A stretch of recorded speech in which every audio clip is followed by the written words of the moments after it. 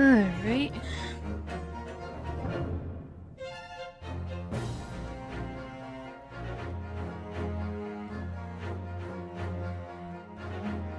Haha. Okay.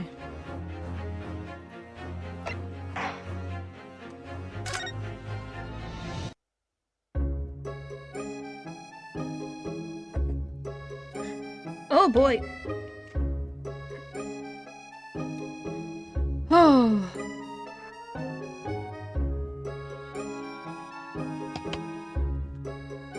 Alrighty.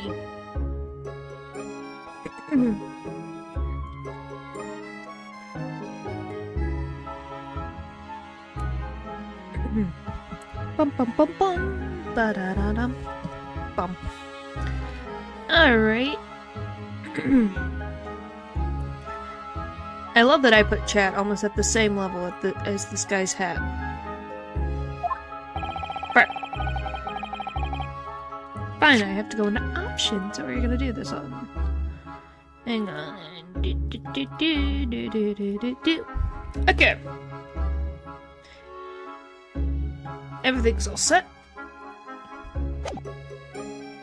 I thought it was easy. Did you?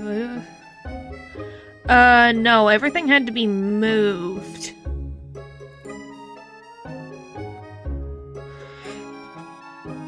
Zenless Zone Zero is gonna be a Tuesday. Because of what happened on last Tuesday, where I had issues. Or something along those lines. Point is, things end up shifting down by one. I'm more surprised, Matthew, that you're one of the people who are like, I want to see Zenless Zone Zero. Have you become, like, addicted? Golly. Alright, let me see this. Alright, okay. Let the proceedings be resumed. Mr. McGuild, have you been listening to the discourse of the day? You have to make fun of you, that is all. Wow.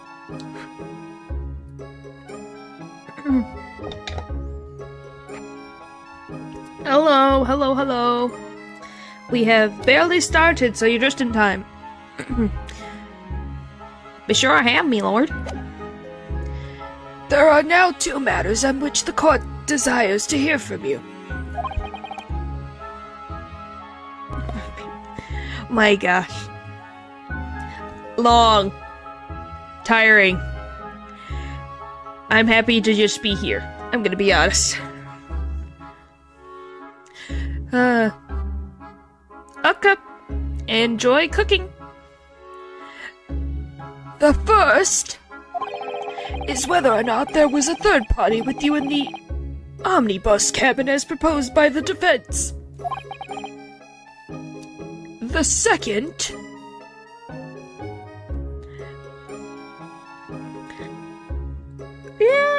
I guess I missed chat.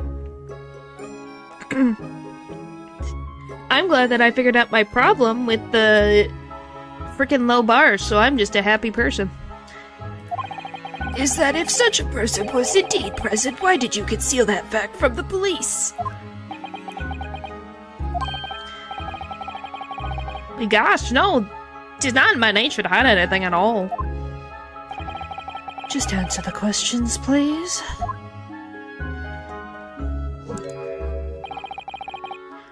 The truth of the matter is, I've been desperate about this all along. Do I tell yous all or keep me mouth shut? Tell us what, Mr. McGuild? The farm failure representing me is absolutely right. In the carriage on the night with meself and the other man, there was another passenger. It's true? Golly. It's true? Aye, and 'twas me who helped the little urchin get away after it happened. You... what? As we can tell, this is still going swimmingly.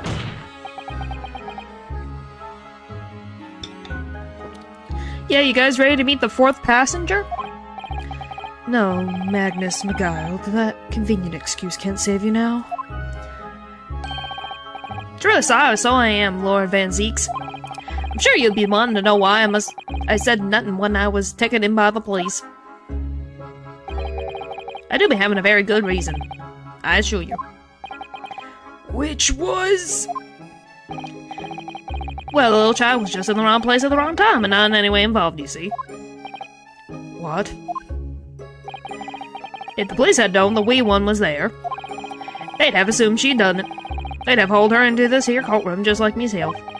I was only trying to spare her that. Young hearts and young minds are easily damaged, my lord.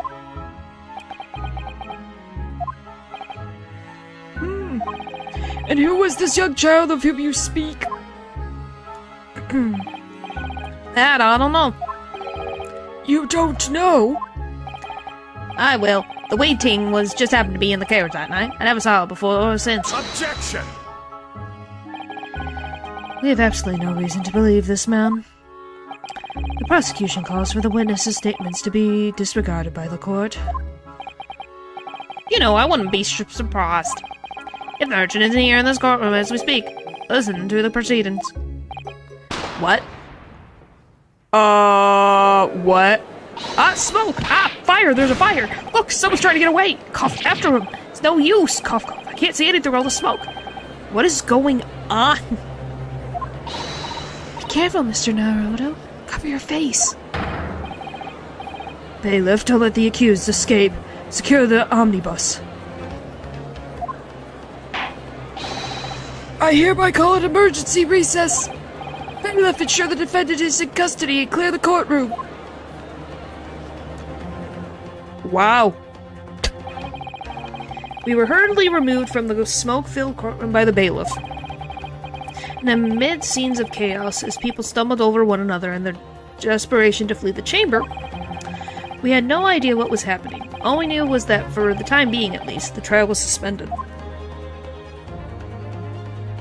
To be continued. Right now. Oh, there was a recess this time? Yes, there was! Because of a smoke attack.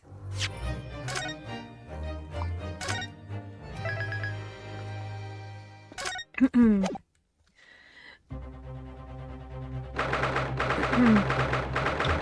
18th of February, 12:52 p.m. The Old Bailey. Defendant's antechamber. What on earth just happened in there? Mr. Naruto, I managed to find out what happened. Miss Asada. I was told it was an advanced form of smoke grenade, a type of exploding device that releases smoke. An advanced device. Well, I guess it's still technically advanced in modern human society. But I guess it was really advanced back then. A smoke grenade? It sounds like the sort of thing ninjas use. They're just making sure everything is safe now. I think the trial will start again before long. But who would have done something like that? The police managed to catch someone who was trying to flee the courtroom, apparently. Flee the courtroom? Why? Well, it's a young girl of around 15, I hear. A young girl? Then could it be? The other passenger that Mr. McGuile was just talking about? My thoughts exactly. So he wasn't lying. Oh, what's become of Mr. McGuile, actually? There are so many things I need to ask him about, but he's not here. I think he was summoned to the prosecutor's antechamber to answer questions, along with the young girl. Who is she, I wonder? And what was she even doing here at the trial? She was taking a huge risk, and for what possible benefit to herself? There's another matter that's troubling me. What's that? The 20 pence. Oh, According to the coachman, Mr. Beppo. Yep, it continues to grow deeper. He took 4 passengers that night at a fare of 5 pence each. That comes to a total of 20 pence exactly. But now it seems there were in fact 5 passengers. Which means the figures don't seem to add up again. She's right. That is strange. Counsel for the defense, kindly proceed into the courtroom. The trial will commence in 5 minutes. Oh, thank you, officer. We'll go in straight away. Well, whoever she is, I imagine this young girl will be asked to take the stand and testify now. I really can't imagine what she's going to say, but it could alter the whole direction of the trial. We'll know soon enough, Mrs. Sato. Yes. All right. Here we go. 18th of February, 1 p.m. The Old Bailey courtroom. It is dead silent. Hello. There's the young girl next to Mr. McGuile. Look. She must have been the one who caused the disturbance before. It's my birthday. Well, I guess happy very far into the past birthday.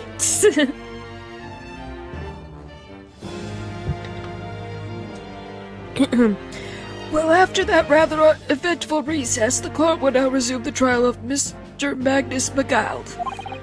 Now then, Lord Van Zeeks. My lord? I believe you have established the cause of the smoke which yielded proceedings, are there? Time and space don't really matter to me anyways. It's still a funny joke nonetheless, since this is centuries old. It seems to have been an advanced form of smoke grenade of the sort typically employed by the army. Good gracious! The army? What in the devil's name? It was an elaborate attempt by a young girl to cloak her escape from the public gallery, but she was caught, and now occupies the stand.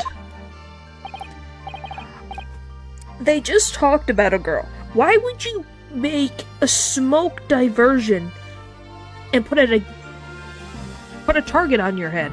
What the heck are you doing? Golly. Your name, girl? Are you responsible for the smoke grenade which induced such pandemonium here in my courtroom? What is the meaning of this deplorable behavior? Ahem, if I may, my lord. Yes, Mr. McGild? I think perhaps I ought to explain here why it is this wee lass here was here in the first place, and why she tried to bolt like that. It is all tied up with the events of that night, so it is.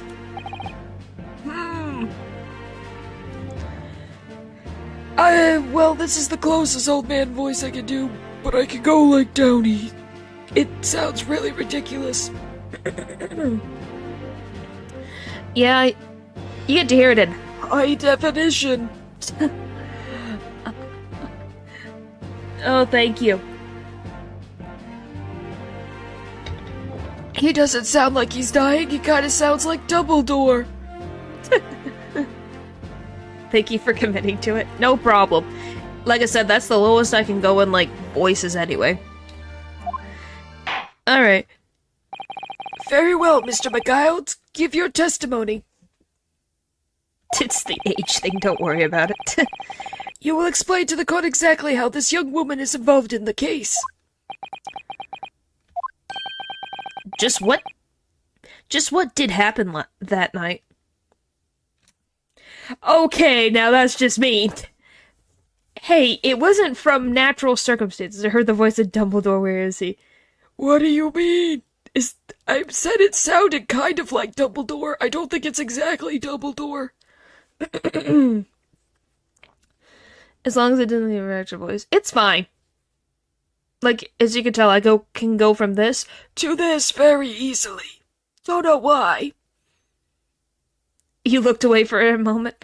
Well, if I'm the British judge sounds like this. It's not like a defense lawyer needs that information or anything. Grandma. I guess. Even though I would sound kind of more like this if it's supposed to be a grandma. You know, Miss Old Bag and all that stuff. The young girl.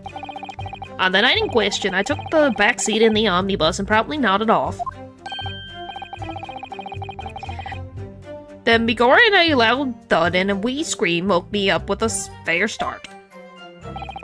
There was a fella collapsed on the floor at me feet, so I sat him up on the seat across from me.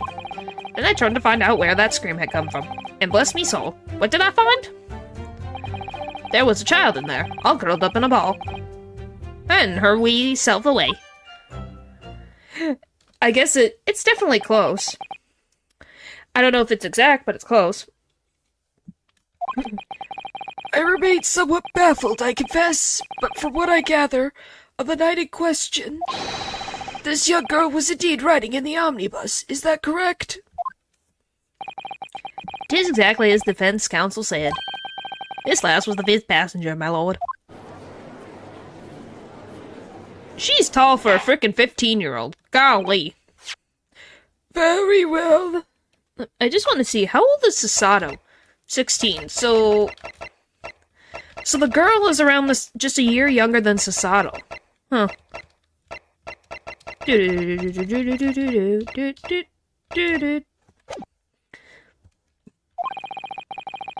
The defense may now cross-examine the witness. Are you ready, counsel? Yes, my lord. Or rather, no. I have no idea where to start. Well, we gotta start from the beginning. Best place to start. Alright, let's save. Before I start going into stuff.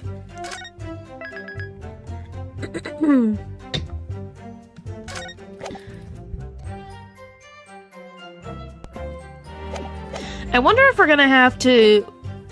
Well, it doesn't show the other thing, so... I was like, maybe we have to catch her reaction or something. You fell asleep on the omnibus. Hold it!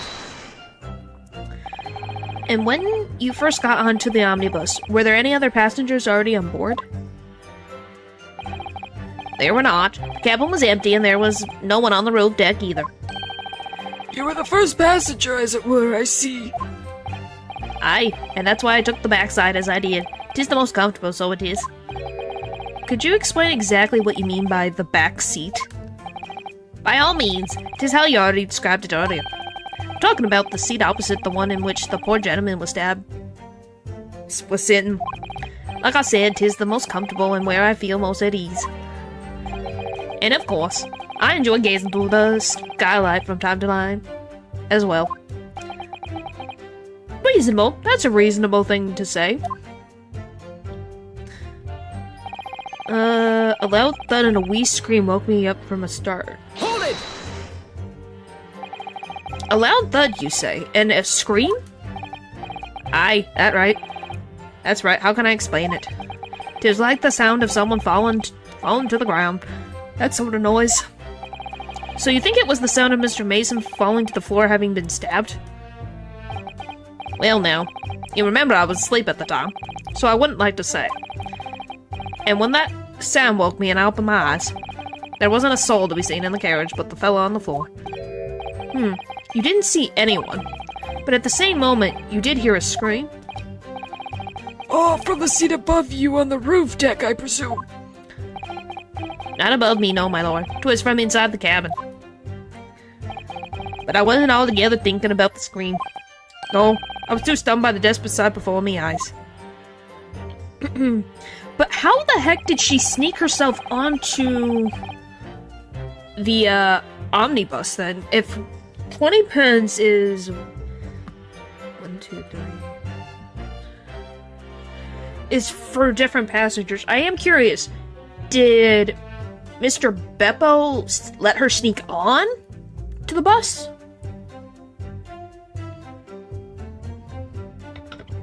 Did he fall asleep at one point so anyone could get onto the bus? Many questions. Hold it! You set him up? The victim, you mean? That I did, on the seat across from me, as I said. You could plainly see the poor devil was already gone. And you wouldn't leave a dead man just lying on the floor now, would you? Let him in. Maybe. I'm just like... Because there's not, like, it's an omnibus, and we've seen what... Like, it looks like this. It's not exactly the most craziest thing for someone to, like, while it's riding by, to jump onto this. Phoenix Wright Omnibus? Excuse me? I have never noticed this before. Phoenix Wright Omnibus. Oh my gosh, I never noticed that until now. Wow, Phoenix, spelled exactly how he spelled it. That's beautiful. But yeah, anyway, I would believe that the old man would... What's he doing here? I don't know. It's spelled exactly like his first and last name. I think it's a funny reference going ha ha ha ha.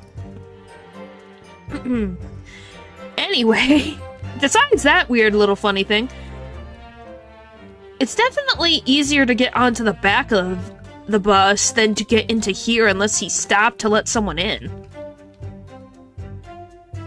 So it's definitely strange that she was inside of the carriage. If we believe that to be completely true.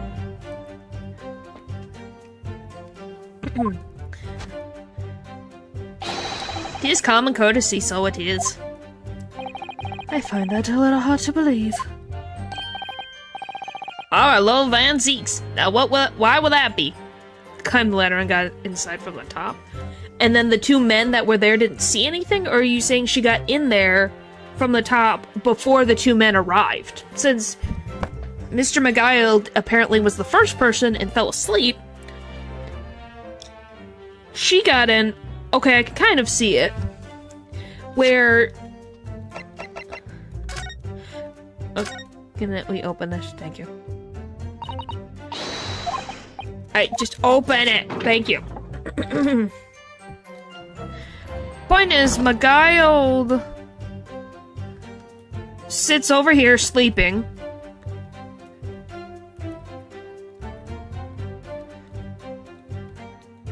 I wonder. Is this the one that has... So, what... I wonder, did she sneak in even before then? Because you can... Because this... has a whole hatch inside that she could sneak in and sit without being seen. So... if she did go climb up the ladder, went through the hatch... and then snuck inside but under the thing, maybe she heard the stabbing.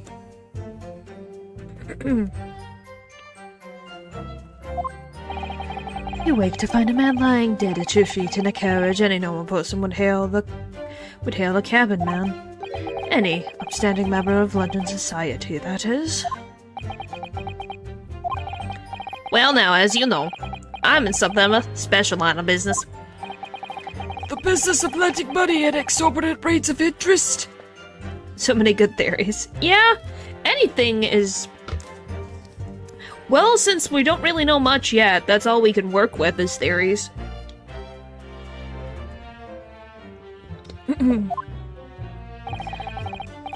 Unfortunately, my lord, not everyone is tactful for the help I offer them and wouldn't even see me as dead. So I do try, where at all possible, to avoid getting myself in a tangle with trouble. Are you suggesting you were just going to leave the man there? Heavens alive, no. I was always dead forward, so I was. Only, had in mind to find out the whys and wherefores first. That's the whys and wherefores. Right you are, there was some details I wanted to understand before. Anyone else got to melon? The wee scream I heard, for example. Wouldn't your good self do just the same?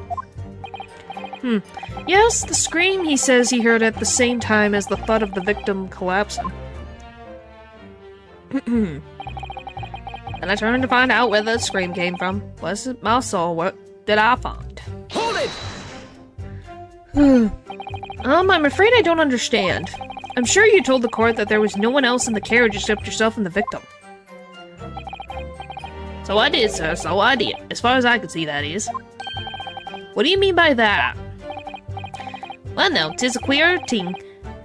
The wee scream I heard as I woke up came from, if you'll excuse the vulgar expression, under me backside. Wow, so I was right. Good gracious! Under your backside? And when I lifted the seat on which I'd been sitting, I found there was a wee cubbyhole there for storage. Mr. Naruto, we can examine the omnibus ourselves, remember? Yes, of course. The whole bus was submitted as evidence. This would be a very good time to have a thorough look around the inside. Well, I already found that earlier, so... And And that's when I found her. No, we haven't. She's not even in the court record yet. Like, she's not been put into the court record yet, so we haven't got her name. I want her name, Giselle. Well, we'll find out. And that's when I found her. A child and they're all called up in a ball hiding herself away. You say she was hiding herself? Aye, that's right. 'Twas hard to see in the dim lamplight, but she was all curled up in a wee ball. When our eyes met, well, me heart nearly stopped beating in me chest. Ugh, you're really overacting this. Still, in all, I pulled her out from under there and sat her on the seat opposite so I could have a wee chinwag with her. The seat opposite? That's right, just next to the dead gentleman there.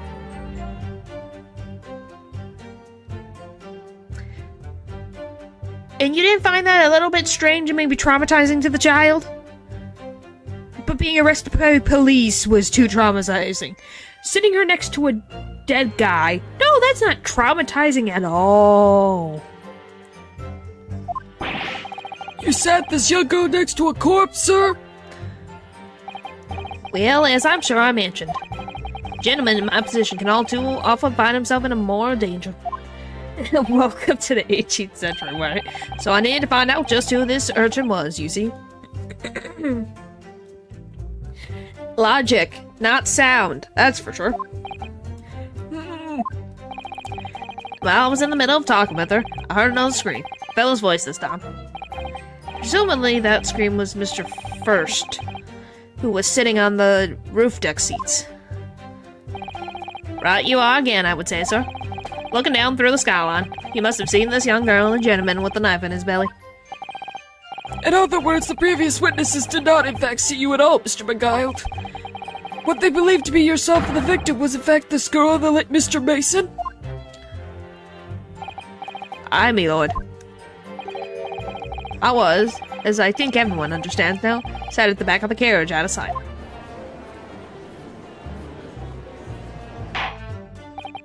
It is certainly possible. The defendant is somewhat diminutive in stature, and readily confused perhaps with this young girl.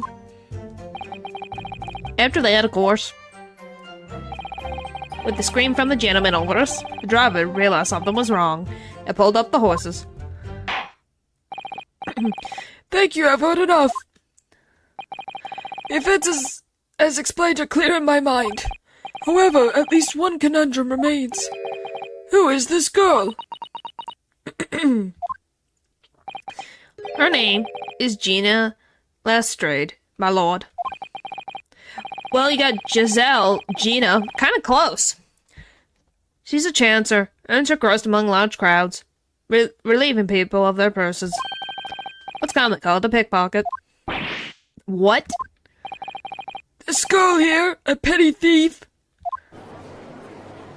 Yep, you were really, really close. Order! Order!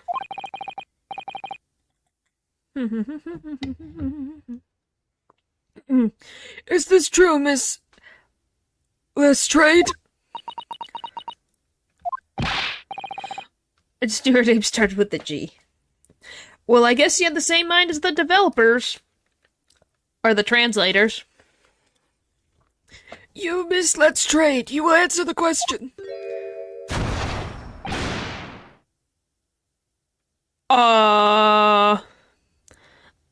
is a mostly common name. Makes sense. What the frick just happened? How dare you? What is the meaning of this? The girl, she's gone. Open your eyes. Oh. Open your eyes. I'm over here. Good gracious. What was the point in that little sidestep? I know you lot are thinking grown-ups are all the same. This dirty little dipper, you say, slipping up, down, and caught on at the job. She got herself back into a corner, so she knifed the gent. Go on, that's what's in your and Golly. No, not at all. This is a court of law. We're here to determine the truth, not cast.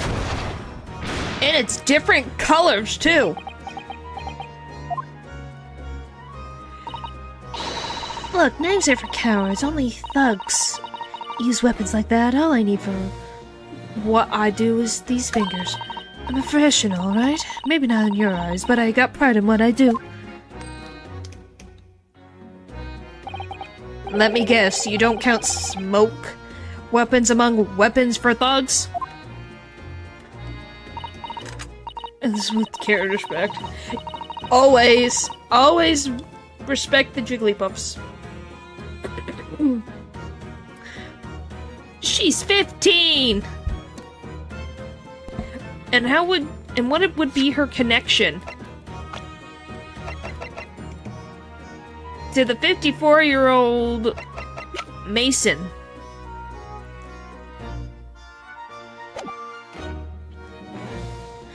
Oh, this was in the bag I lifted the other day, down where they keep four-wheel drags. It's nice, ain't it? I like the pink best. Don't wave that thing in my direction again. You are correct that she did, but you know...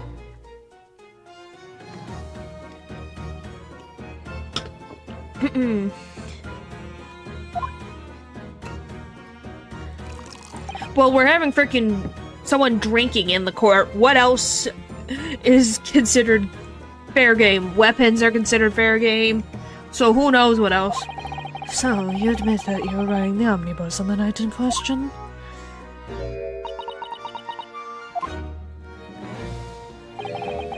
It's alright, lass. You can tell them the truth now. Wonder why she trusts Mr. McGuile. She's a pickpocket. Yeah. Alright, yeah, it's just like the Irishman said. The court accepts this girl, Miss Gina Let's Trade, as a valid and significant witness in this case. Way with worse. Yeah. But, you know. Also, this might just be a random detail, but I love the fact that I just noticed that the fire just clips through the freaking chains. I don't know why, but that's just funny to me. Accordingly, young lady, we will now hear your testimony, if you please. You will tell the court exactly what happened in the omnibus on the night in question.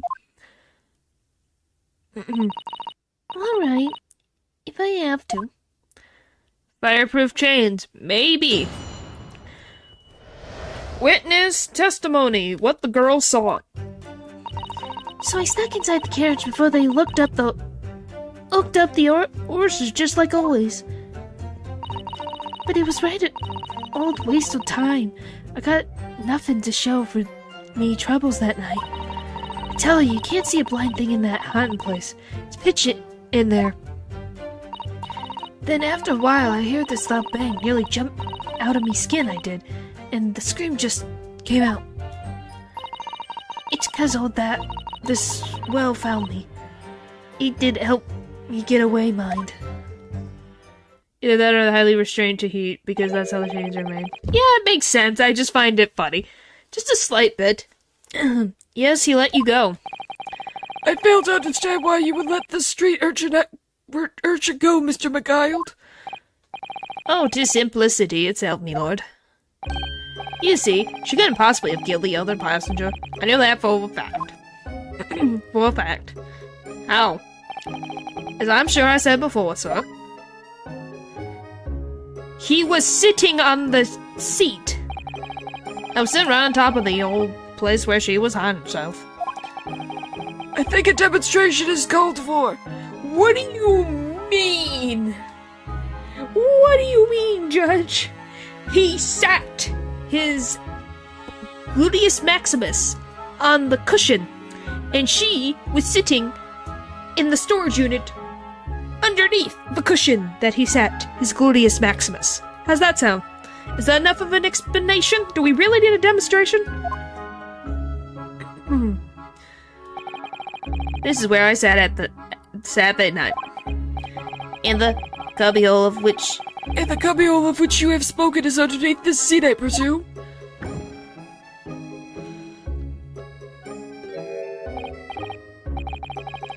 Yes, it does appear just large enough to accommodate someone of the girl's stature. His gluteus maximus. That is what someone's rear end is called. Well, hopefully we get rid of the chains of doubt soon. Or at least more answers. But of course, the wee lass was stuck in there. Because I parked myself on the seat for the duration. Oh! So you see, that's why I let the lass bolt. I knew that if the police found her there, they'd all be assume she done it. But I couldn't live with myself if the young lady's life was ruined when all the time I knew she was innocent. Even though you must have realized your actions would have resulted in your own innocence being called into question?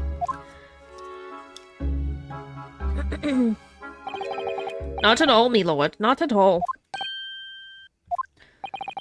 And I knew in my own heart that I was innocent. So I thought it was worth taking a punt on my own good name for the sake of this less fortunate lass. My goodness. What a perfect gentleman! My lord! This fine example of a man can't possibly be guilty of a heinous crime like this! I'm ashamed of myself for ever doubting you, sir! Wow. That was all it took? Is she next? With calm, calculated reasoning, one arrives clearly at the truth every time. Oh, wow. Saints alive! All 6 members of the jury consensual in the leading to a verdict of not guilty? Wow. So we leaned one way, and now we're leaning the other way. Mr. Naruto, it must mean... Must mean what? It can't be over that easily. that we're victorious. We've won? Are you sure? Objection! Oh, here we go. The foot? The freaking foot. I didn't jinx it. It was the fact that we were able to overchange it that it would happen. Why the foot? You couldn't use your fist because you're drinking your wine? If the sight of my ironclad here, Wellington, offends, pray do forgive a discourtesy. He's more dramatic than Edward, but I can see the resemblance. Yep. Not you. Oh, you meaning, Susato?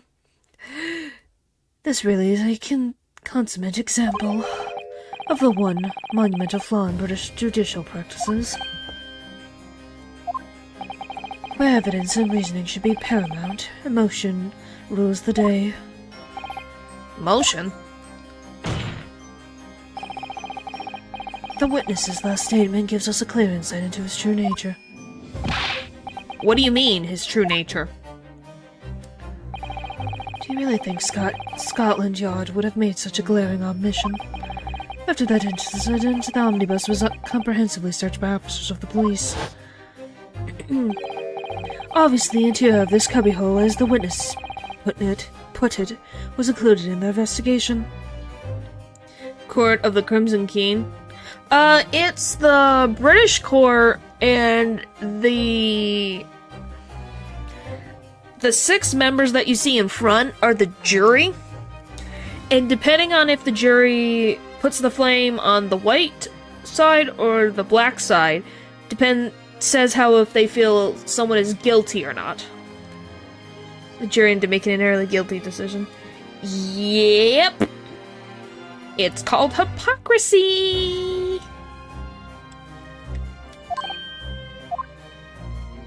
The compartment under the posterior seat was full of Coachman's belongings. It's noted in black and white here in the police report. Good lord!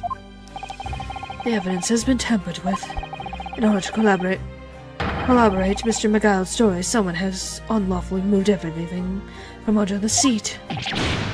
What? Brilliant reference. Oh boy. Order! Order! How could such a devious contrivance possibly have been affected, Counsel? Well, it was in your pocket, so when did you not see the frickin' omnibus? We have never seen this frickin' omnibus until this case, so... The prosecution's got some questioning to do. Naturally, we must acknowledge the deficiencies of the constabulary in allowing this to have happened. However, I assure you, when the omnibus was wheeled into the courtroom this morning, the compartment under the seat was not empty. Well, when I checked earlier before we even got to this, it was still empty. Well, my Nipponese friend, Me? when the carriage was submitted as evidence, doubtless you examined it in fine detail, as would any self-practitioner practitioner of the law. Pray, what did you find the condition of the underseat compartment to be? Empty. Oh, to be sure, the young gentleman will be able to clear up this in a jiffy. Sorry? Go ahead. You tell the court now, fella. How this is all an elaborate excuse by the desperate Lord Van Zeeks. That feels suspicious. Well, Counsel, do you have anything to say on this matter? How am I supposed to answer? What can I say about the state of that little compartment under the seat in the omnibus? It was empty. No. It had stuff in it.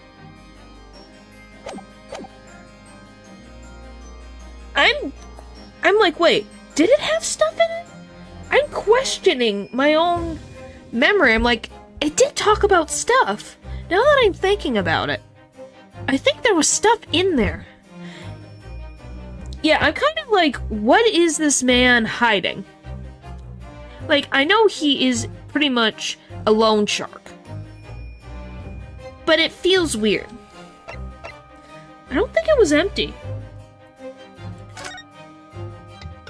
If I remember. I really don't know if giving this answer is helping my case as a counsel for the defense. But as far as I remember, at least, victim we're supposed to... I have a weird feeling with the victim we're supposed to be victim.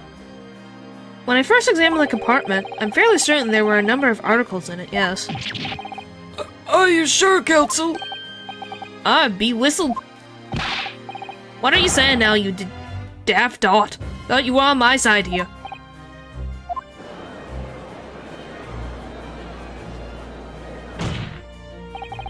Which game are you playing? Your task is to defend the man in the stand. Why would you say something to compromise his position?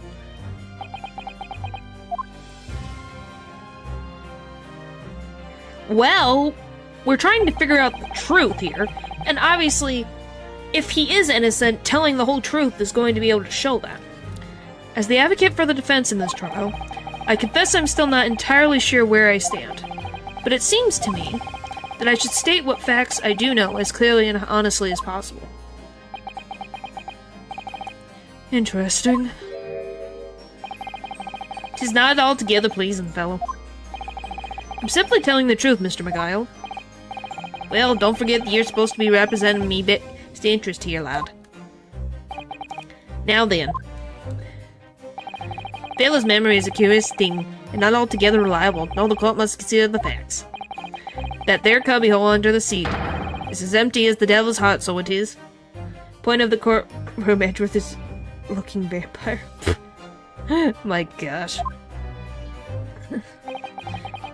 You think perhaps it would be in your best interest to now admit that you might have been mistaken? Why? Why do I feel like something's not right here? I should like the jury to weigh in on this matter, I think. That compartment is designed to house equipment used to maintain the smooth running of the carriage. The guild's rules state the omnibus should be properly and fully equipped at all times. So it certainly wouldn't have been empty on the night in question. Beppo isn't that irresponsible. That money-lending Fletcher and the pick purse are lying. Okay, why are we immediately sliding one way and the other? Why is this the immediate change? Can't believe I was nearly taken in. That stinky rich are always stinkers. Nothing but cowards, the lot of them. What? Oh no. It's a trick, of course it's a trick.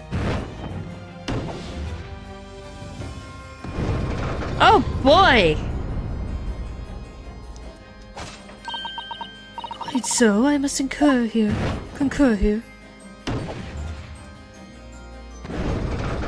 Can you let me finish my statements?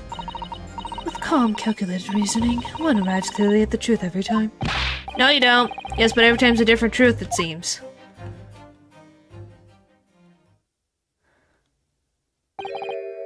My lord, I humbly exhibit the scales of justice.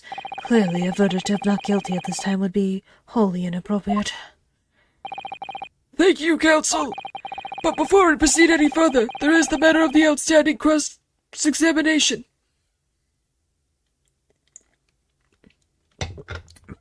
Probably. I'm just like, wow, the scales just went right back to where they were. So we're an even 3-3. Counsel for the defense, begin your questioning of the witness, please. Yes, my lord. What just happened? The whole balance of the trial just shifted, almost beyond recognition. The Reaper of the Bailey is at work, it would seem. No, it's 'cause we told the truth. More than him doing anything. Cross-examination. What the girl saw. So I snuck inside the carriage before they looked. Okay. Hold it! So she got in there hours earlier. So you were already in the omnibus before it even set off on its run? Well, yeah, I mean, what's the point of spending Joey to make a few bobs, eh? That's a rum idea, eh? So which means there's no point spending money to make money. It actually makes sense. Counsel, may I remind you that this girl is a petty thief? Kindly refrain from entertaining her in Tenitals? Well, that does clear up a little mystery of the fires and all. Or paying passengers at 5 pence apiece, making the 20 to make the cab, which the cabman testified. And one little scrap Grace rotten for free. The red coat of the driver always goes for some grub before its last run, see? So that's when I slip into the carriage and get myself in under the seat. Nice and easy, eh? But your hiding place is a storage compartment. Full of equipment for the coach, no?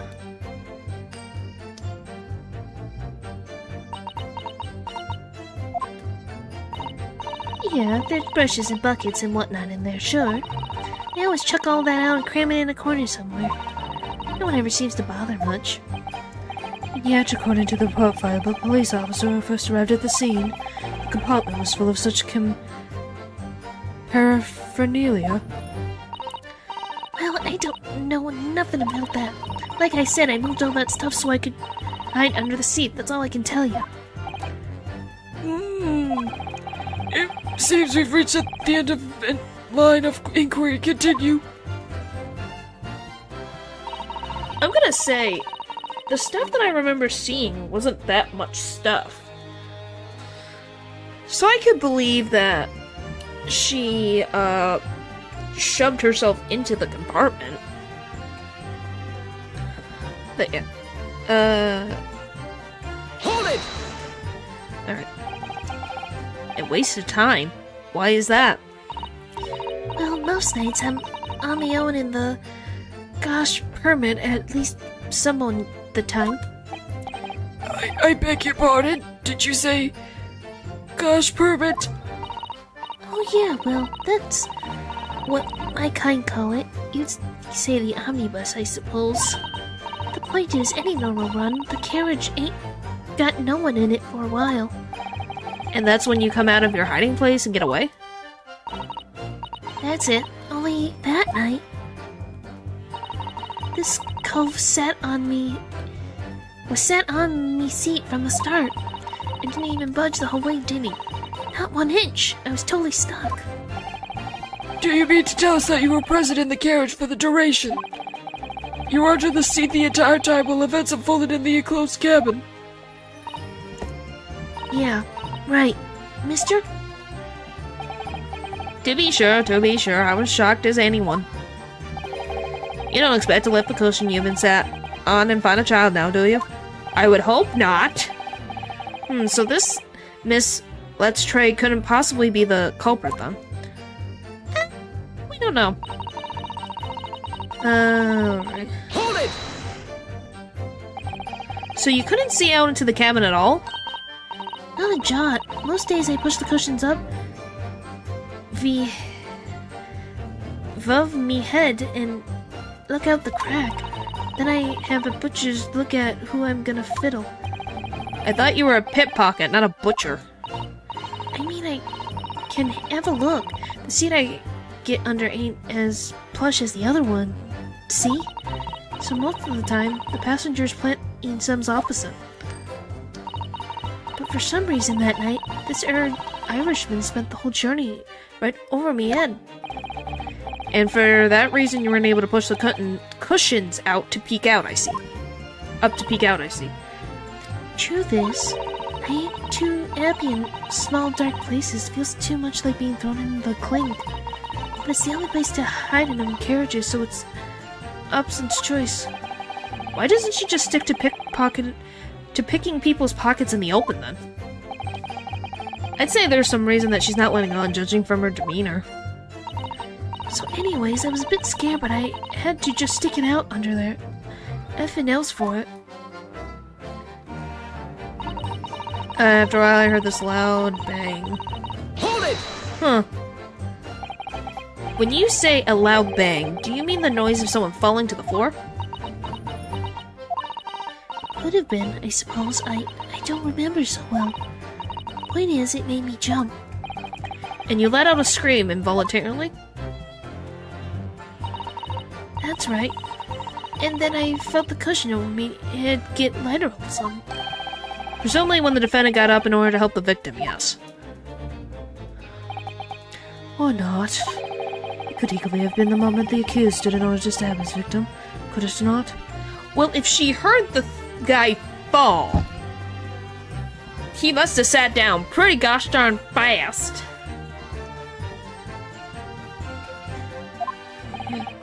Well, good. Did you see what happened at that critical moment?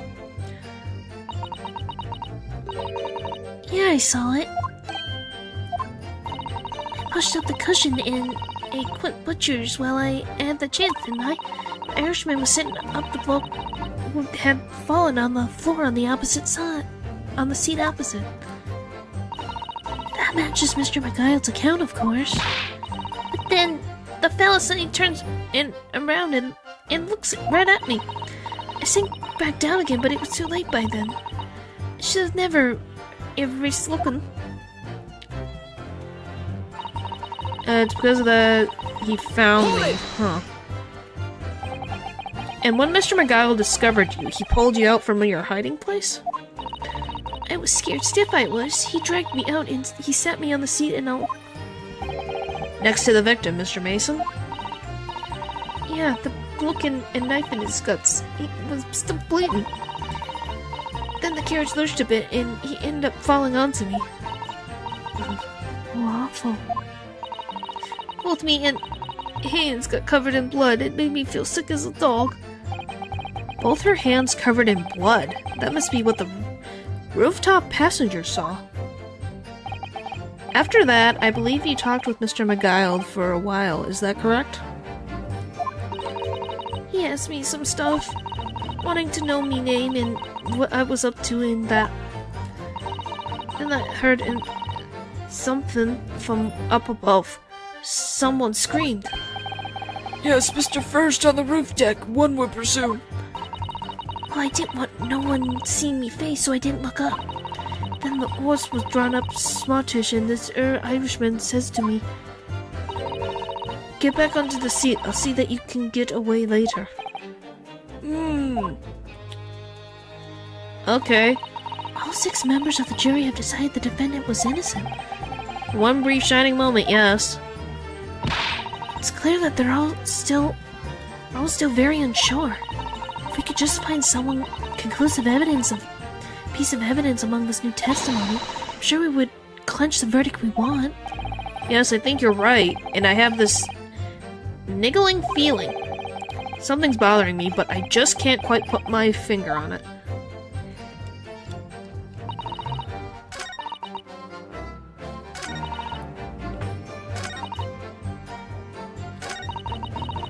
Did I miss him making an expression?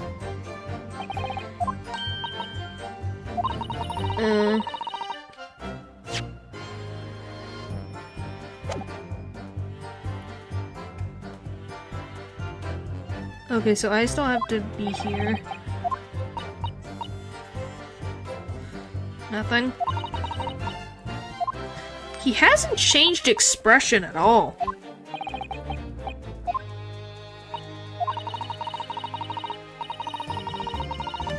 Well, no. Okay, finally. Excuse me. I was like, Is something wrong, Mr. McGuile? Oh, I do apologize. Was there something the matter, Counsel? I was just wondering if Miss Lasttrade's last comment made something occur to you, perhaps. You seem to be thinking something to yourself. Oh, no. 'Twas not important. Just feeling bad for the poor lass is all. I remember feeling desperate myself as a young lad. Shut up in the dark. 'Twas terrifying, so it was. I see, yes, I'm sure we can all sympathize. I'm still scared of the dark now. Aye, and I don't know about yourself, but I find that the darkness seems to make everything you hear seem that much louder as well. Yeah. I suppose it does, maybe. Only fools are. Ta-ha! Yeah, Miss, let's trade. Did you hear something that night? Anything? An unusual noise, perhaps? No? No, not really. All I could hear was the Irishman snoring.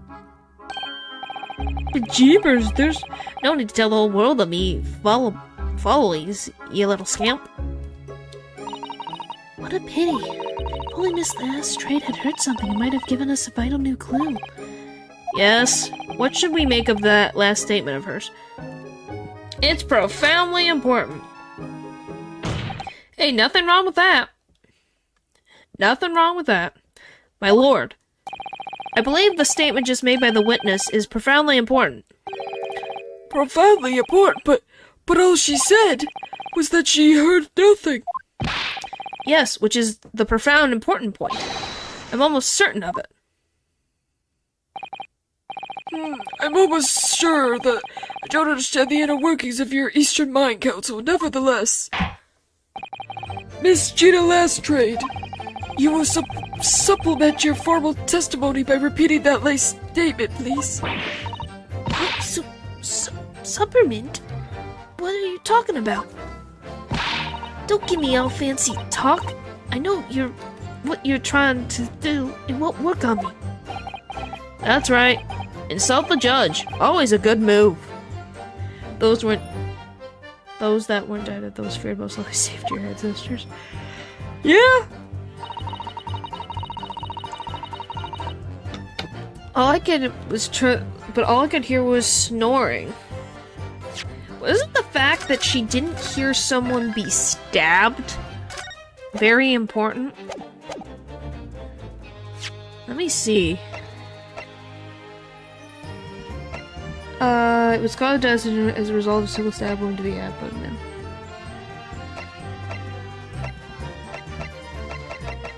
Alright, let's... Hold! So you were straining to hear what was happening the entire time since the moment you hid yourself? No, not exactly. Not exactly, no. Sorry? Well, there was no one in the cabin to start with.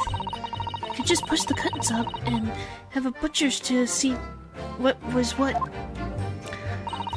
But then, when I saw this swell getting on, I got me head down so he didn't notice me.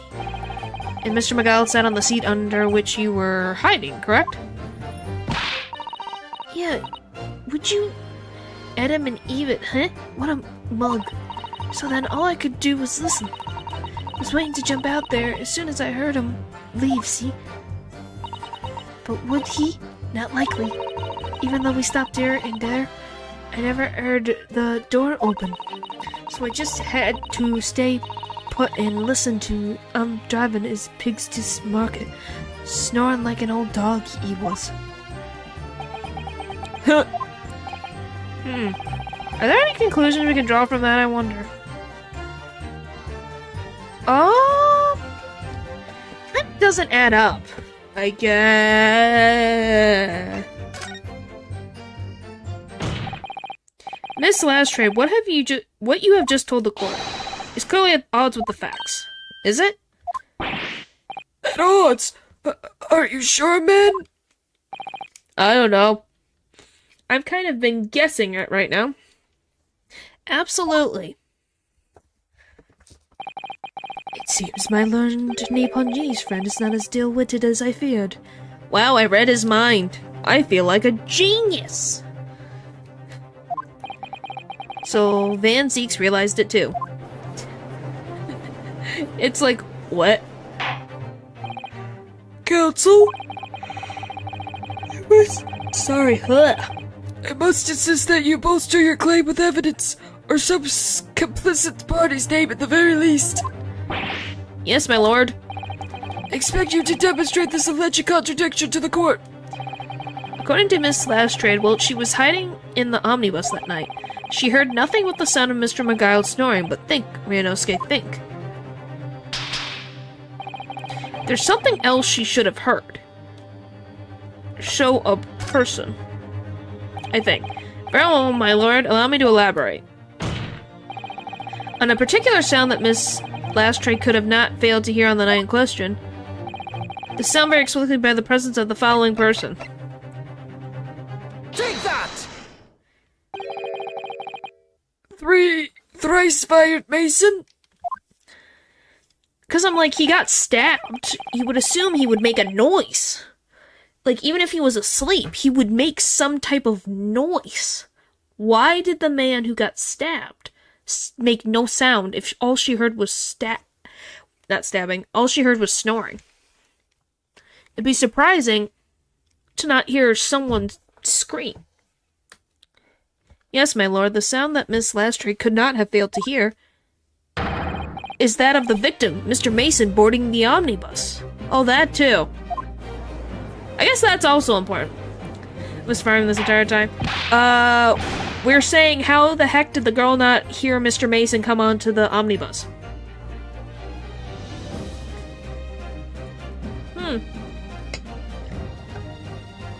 Well, even then, we're talking about him getting on the omnibus, so... Slightly off, but still got it to the point. Order! Order! Explain your reasoning, counsel. Miss Lastrade, allow me to confirm something. You claimed earlier that you were the first person on board the omnibus. Is that correct? Yeah, of course I was. I got on while the driver was in the pub, didn't I? The frickin' tee-hee is not very convincing. And the next person to board the omnibus was Mr. McGill. That it was. Not a soul was in the cabin when I climbed aboard. At least not in plain sight. So you were, to all intents and purposes, alone in the enclosed cabin of the omnibus at that time? Didn't I just say as much? I wasn't traveling with anyone else, if that's what you mean. Yeah, I saw him get on, remember? Through the crack under the seat cushion. He was on his own, for sure. And from what we've heard, the carriage made a number of stops after that on its onward journey. Oh, and guess who just got his farm rated? Wow, you made it to the 2nd year already? Wow, you're just blazing through. During which time did you not hear the door opening or closing at all? Nah, I never heard it. That's exactly what I was this for, wasn't it? Waiting for this swell to leave. In which case... When and how did the victim end up in the carriage? Oh! No, I'm wrong. It's okay. It's more on the fact of... How did she not hear this man be loud? Like, how did she not hear the door open? Because only one other person entered the cabin. And what does it do? It gives you... It gives you... What is it called? Iridium? I think it does uridium. It gives you uridium ore. Stardew Valley Statue of Perfection. Yeah, it produces uridium ore.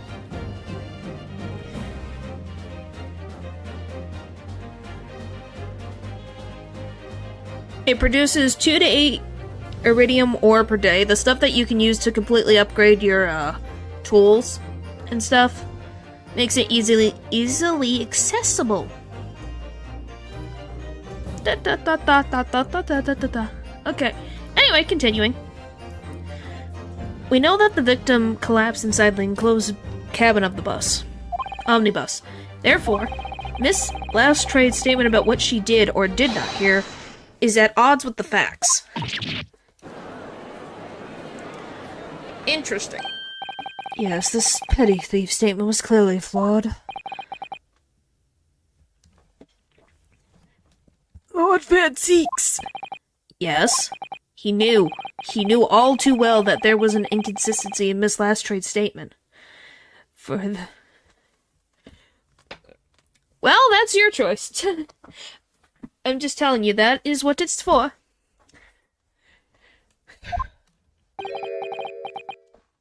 You just have to make sure you put it down on your farm. Or it can't produce anything. It would seem words of thanks are in order for my learned friend. What are you talking about? Great, it's gonna get from bad to worse. I'm ready. Skull Cave.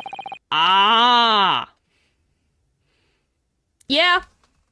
I forget how far I've gotten down in Skull Cavern. You know, the best thing also to do is to make ladders. Is another great strategy to do Skull Cavern.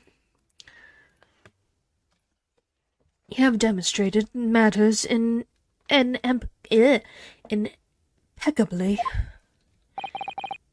This witness and her colorful statements are entirely unreliable. Her words are convenient untruths, nothing more. Staircases. He's dead right. How could the victim possibly not have boarded the omnibus? That makes no sense whatsoever. This girl is a pickpocket. Let's not forget that. Oh, great. Golly gee. She didn't even say anything. Those things are actually useful. Yes, they make a ladder down to the next level. Obviously, having explosive is helpful, but those, if you need those and are having a hard time getting when you run out of explosives, or you want to do it at the beginning, they help you go downstairs. Like, they immediately make a ladder down to the next floor.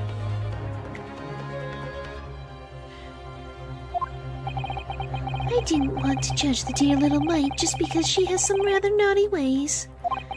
But let's say, Dishonor, goodness.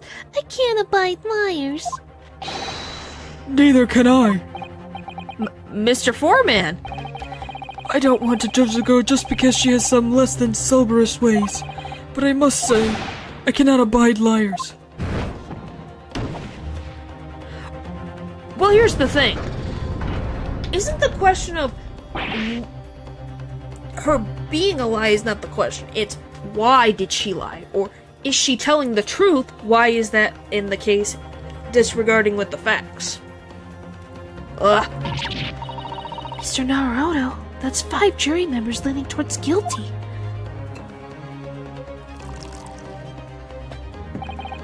Well, your consideration for others is refreshing, Nipponji's friend.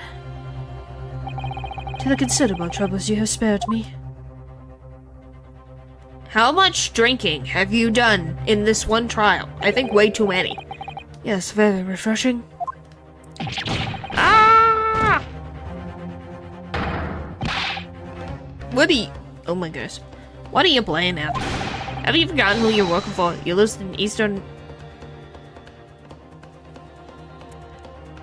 I'm gonna double check what that is before I decide to open my mouth.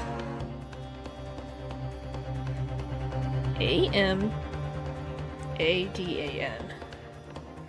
Meeting. Full. Okay. It means full. Okay. Good. It's nothing else.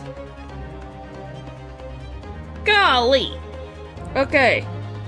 Have you forgotten who you're working for, you loose season fool? This carnage. It's perfect.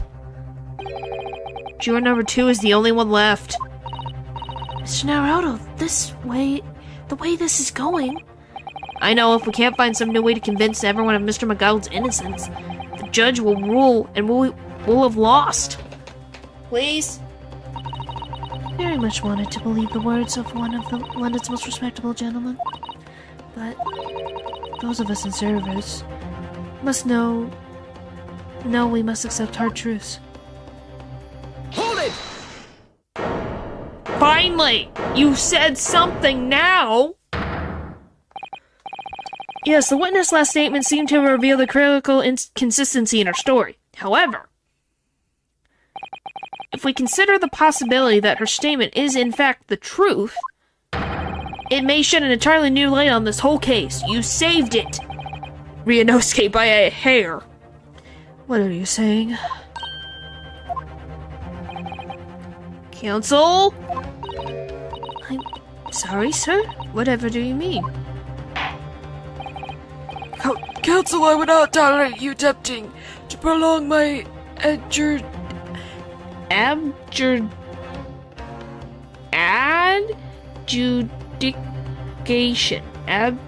Oh my gosh.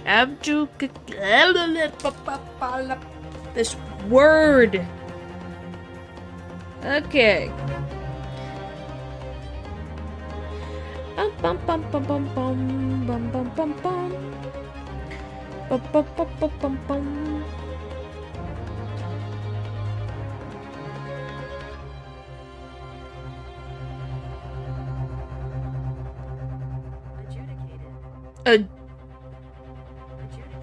Adjudicated. Counsel, I will not tolerate you attempting to prorogue my adjudication. Explain yourself at once. When the accused boarded the omnibus on the night in question, the victim was nowhere to be seen.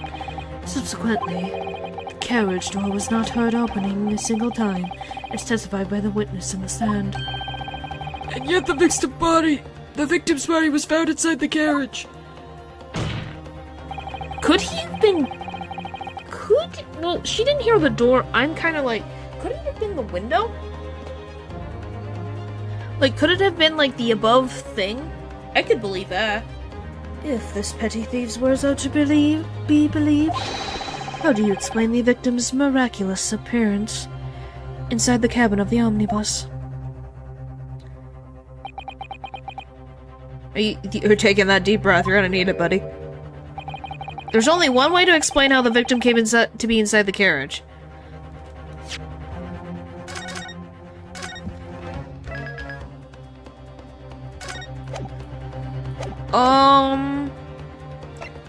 There was another entrance? Let's go with that. If the door wasn't opened even once, the only explanation is that the victim entered the enclosed cabin some other way. Objection! I wondered what new fantasy you would come up with in your blind panic. But behold, the omnibus is here for all to see. Only one side of the enclosed cabin is furnished with a door, the other has only windows. Fixed windows which cannot possibly open. In short, there is no entrance to the cabin other than the door. Objection! But there could be. There's one possibility you haven't considered. Oh, really? Yes, one other way inside that isn't the door. Another opened, the use of which allowed the victim to appear inside the enclosed cabin. Ooh! Alright, counsel. The defense will identify the location for the court. Here is the omnibus in which the incident occurred. Where on earth is this entrance by which you propose the victim entered the cabin? Did it. I think that's as spot on as I'm gonna get. Take that! Take that! The answer is obvious. It could have only been the skylight. I say, the skylight? Objection! You can't say it's not impossible. Oh, he fell in. Yeah, he just fell from the sky into the thing. Well, because if he's snoring, if Mr. McGild is snoring while he is sitting on top of the storage unit that the girl's inside, she's not going to be able to hear something super far away. And if he's snoring loudly, he's not going to hear the door open, the thing at the skylight open either. Your ludicrous proposal almost had me lost for words, however. Objection! The skylight may have been large enough for someone to pass through. Objection! So you claim. But do you have a shred of evidence to support your idle brain theory? Both Mr. McGill and Miss Lastrade said the same in their testimonies. They each claimed to have heard a loud thud, such as a noise made by someone falling to the floor. Yes, which has already been explained. As the sound of the victim falling from his seat having been assaulted with the dagger. Yes, it has, but would a man slipping from the seat onto the floor really have made such a loud thud as the witnesses described? Yeah, now that I think about it, he would make a thud, but not a super loud thud. Huh. A noise loud enough to cause Miss Lastrade to let out an involuntary cry, in fact. Good gracious! Perhaps, in fact, that was the moment that the victim made his entrance into the cabin. No, let me rephrase that. The victim didn't enter the cabin as such. He fell into it. Objection! Yeah, it was loud enough to startle her. It had to be really loud. So it must have at least moved the cabin enough to, vibrate the wood underneath her to scare her. So you're now suggesting that the victim fell from the skylight into the cabin? That's simply impossible. How can you be so sure? Because if the victim had fallen in through the skylight, as you say, passengers on the roof deck would have seen it happen. And yet, not one person made mention of such events in their testimony. Yeah, but when did they arrive? There is a definite possibility since they made multiple stops and no one got on. You cannot tell me someone couldn't have snuck onto the back of the omnibus and got the guy through the skylight. I'd be very surprised how they would get up to the second floor with the body, but it's not an impossibility. Well, yes, that's true, but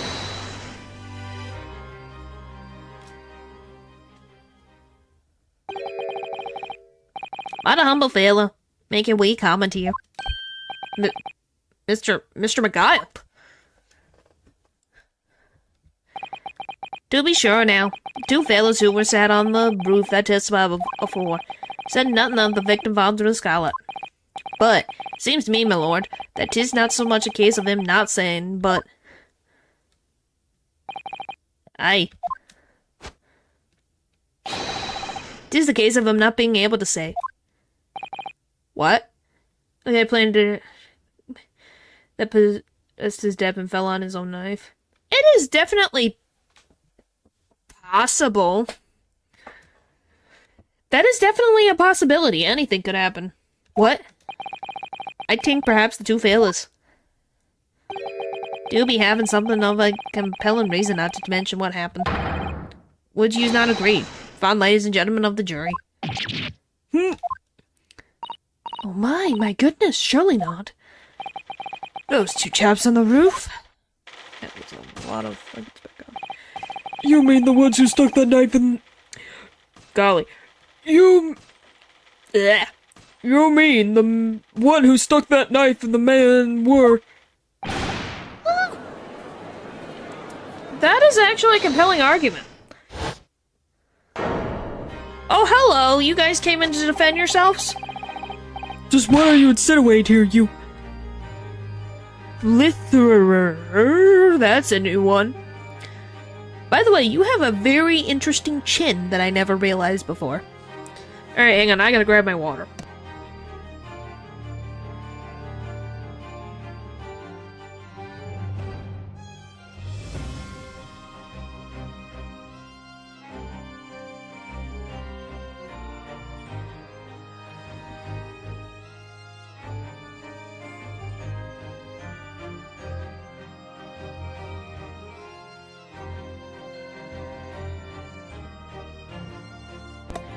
But yeah, it's definitely interesting.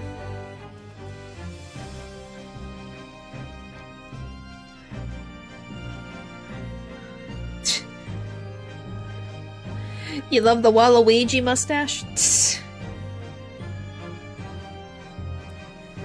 It's definitely something to behold. Holy moly.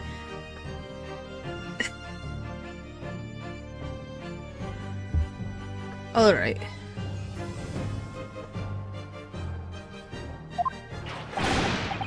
What the frick? Do you see this book? What is happening? What is this? He looks like Popeye! You wrote her, he said. You wrote her. What are you insinuating? This is flaming outrage! I've got a good mind to give you a blinker in a minute. He'll give you a shiner in a minute, he said, and so will I. I guess. Mr. Fairplay. You're effectively accusing me, a city gentleman and well-respected banker. And me, a very angry hatter. Suggesting that someone like me could have stabbed that man in the guts. It's a disgrace. It's scandalous. I protest. I protest in the strongest possible terms. That's right, I protest too. About you, you rotten scoundrel.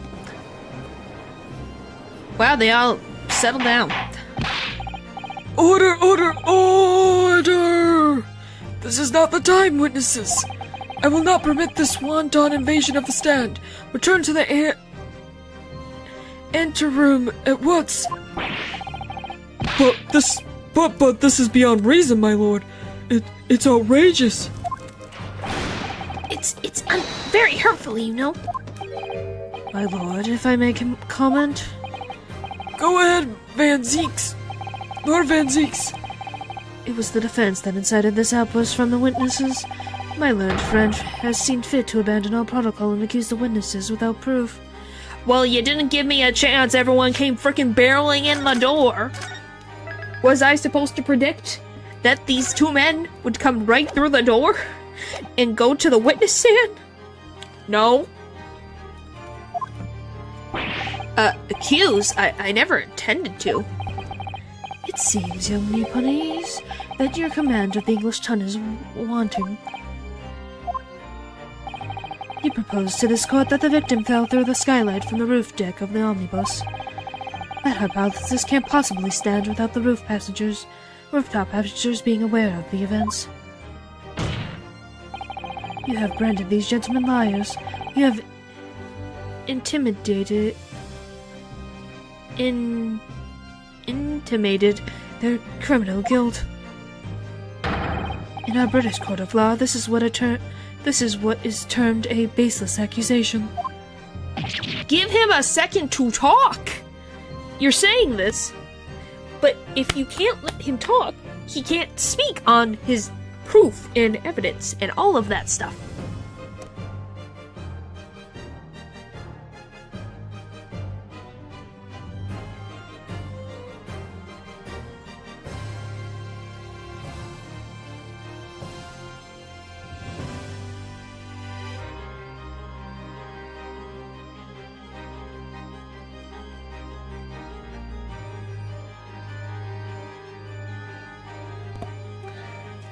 Okay. I know I was rash to put this idea forward without any actual evidence, but you can't just dismiss it without a second thought. What are you wasting time for? Get him to, testify. Wow, is the jury actually on my side? I thought there was something fishy about that hat from the moment I laid eyes on the fellow. We have to see this matter through, one way or another. Oh, golly, I'm trying to get that deep voice, but I can't get to the deep voice anymore. If there's filth and rubbish in our minds, you must dispose of it at once.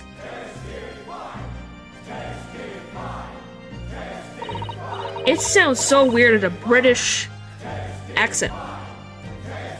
What's happening, Mr. Naruto? The spectators in the public gallery they're in a complete frenzy. Mr. Fairplay and Mr. First. My lord? You will take the stand again and make another formal testimony in reference to the indictment brought by the defense. Yes, my lord. I didn't come here for this. Why are you laughing, McGuiled? What are you laughing at? There's no time to think this through. All I can do is keep pushing forward. Yep. Bum bum ba da da da da dum. Refuting the accusation. We were the only two people on the roof deck, dead or alive, I could swear to that. If anything had happened while we were sitting, don't you think one or the other of us would have noticed? In any case, neither of us know the first thing about the victim. We have no reason to kill the man. The skylight was shut the entire time, I tell you. We couldn't have possibly have opened it. If you're so sure the victim fell through the skylight, where's your proof? Where's your proof? I must say that on listening to this testimony, it is somewhat hard to imagine how either these witnesses could have performed any malevolent acts on this open rooftop deck without the others noticing forthwith. That's right, you see. We're innocent, I tell you. Although logically, of course, the argument falls down if the two of you were in collusion with one another. What? She's right. She's very right. According to the investigations by Scotland Yard, the two witnesses share no common dealings. Huh, well I don't trust coppers any more than I trust the stinking rich. Something doesn't feel right here. Maybe they don't have public relations, but it's not an impossibility. The trial is going in our favor, really, so why do I feel so uneasy? Counsel for the defense, over to you. Your cross-examination, please. Oh, yes, my lord. I don't know where this is gonna go. I'm kind of shocked we got to this point.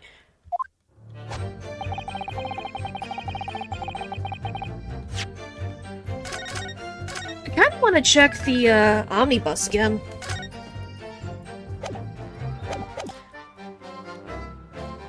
Oh, no.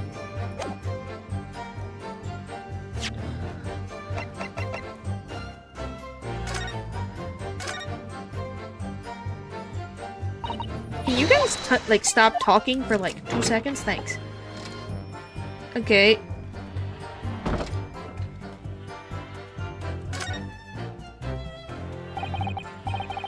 Hang on, let me move over. Hi, Susato. That's blood, isn't it? Is something wrong? Oh, it's just, well, this blood stain is so obvious, that's all. And yet, Van Zieks has made no mention of it. Suppose that does seem a little strange. Why do I have such a bad feeling about this?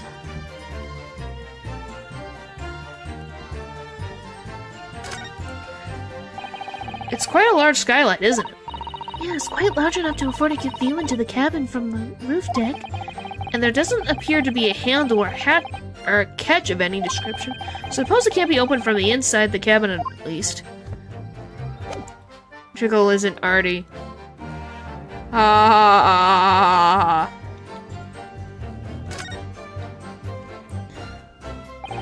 You can certainly see inside the carriage through this opening, that's for sure. Yes, and there's a lamp in the enclosed cabin, so I'm sure the witnesses would have been able to see them quite clearly. That's not good for us. Well, I want the latch.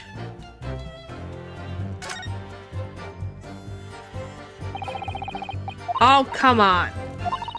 So there is a latch attached to the door to this.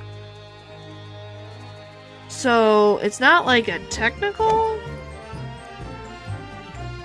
So that's still true. Let me...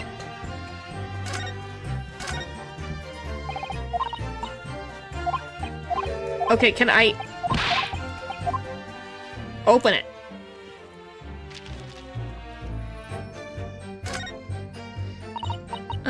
Gentleman named after all. How about here?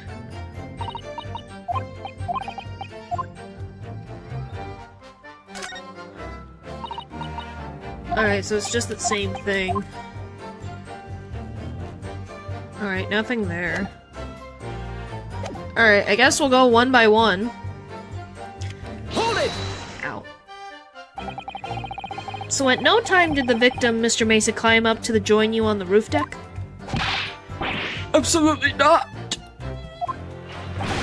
No question about it, he said. None at all. Oh, but yes, of course. I remember seeing them both. I saw the victim inside the enclosed cabin talking with this man here. Is this true, Mr. McGile? Dear me, me lord, at the risk of repeating myself, I boarded the omnibus alone and nodded off inside almost immediately. That's an outright lie. Without a doubt you were engaged in... Let me stop you there, fella, and ask, do you have any evidence at all? At all? Huh. It's just all about evidence in the court these days, so it is. You do well to remember that. What is this drama?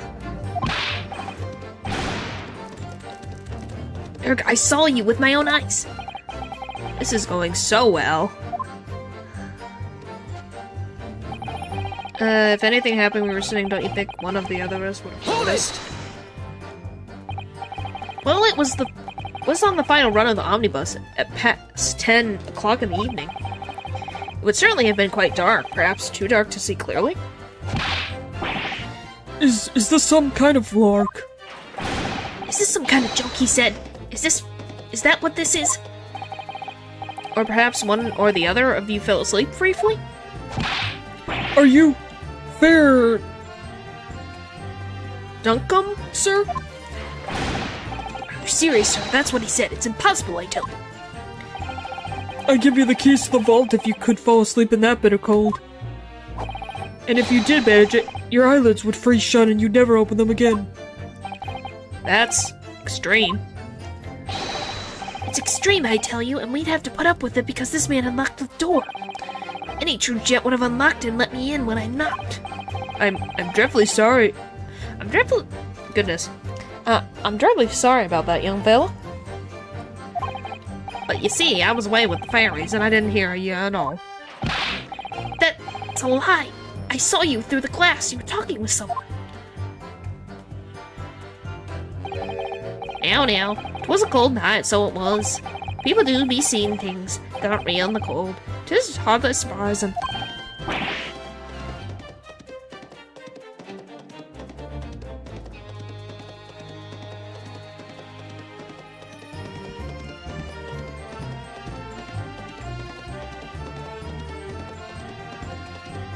Okay. Seeing things. Golly. Ugh.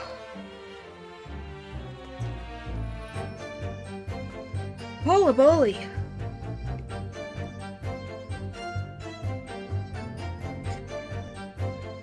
I believe we have reached an impasse here at this particular point.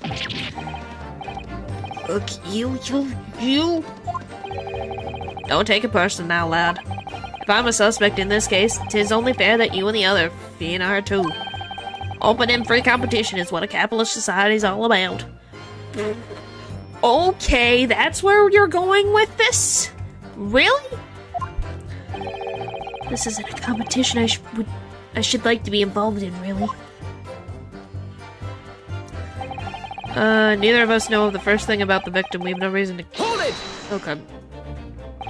So, you have never met Mr. Thrice-Fired Mason before? Oh, Lemmy, no! Not once! Never!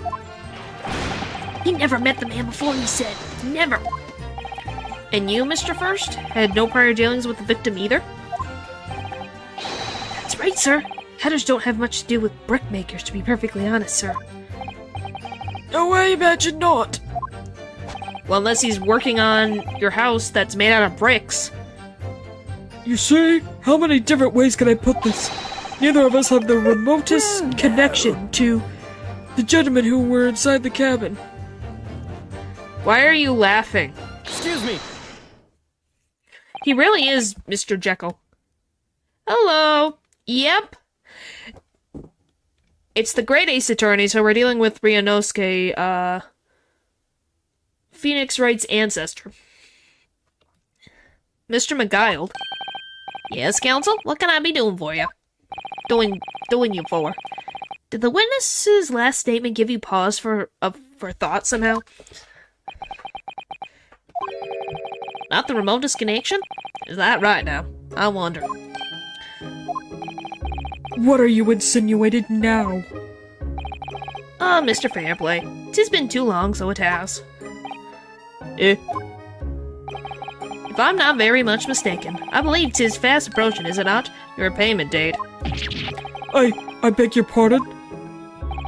You borrowed 20 guineas from me, sir.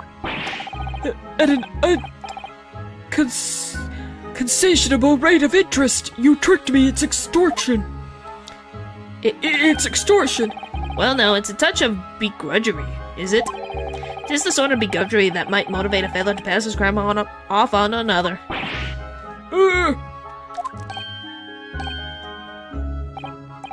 And young Mr. First. Me, sir? What do you want with me, sir?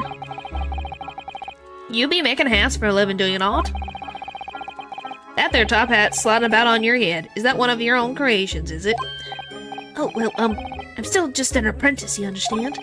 I'm learning to find the perfect fit for whatever fine gent walks through the door. The perfect fit, is it? Well, 'tis a very distinctive design, so it is. Many customers like it, I tell you. They like a distinctive touch. Customers? Such as Thrice-Fired Mason? Wait a minute. Yeah, his hat has 3 different... It's a brownish hat with 2 different colors attached.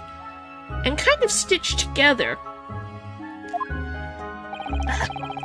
There was a photograph print of the victim submitted as evidence before me, Lord. This you mean? can't help thinking that poor fella's hat looks distinctly familiar, wouldn't you say?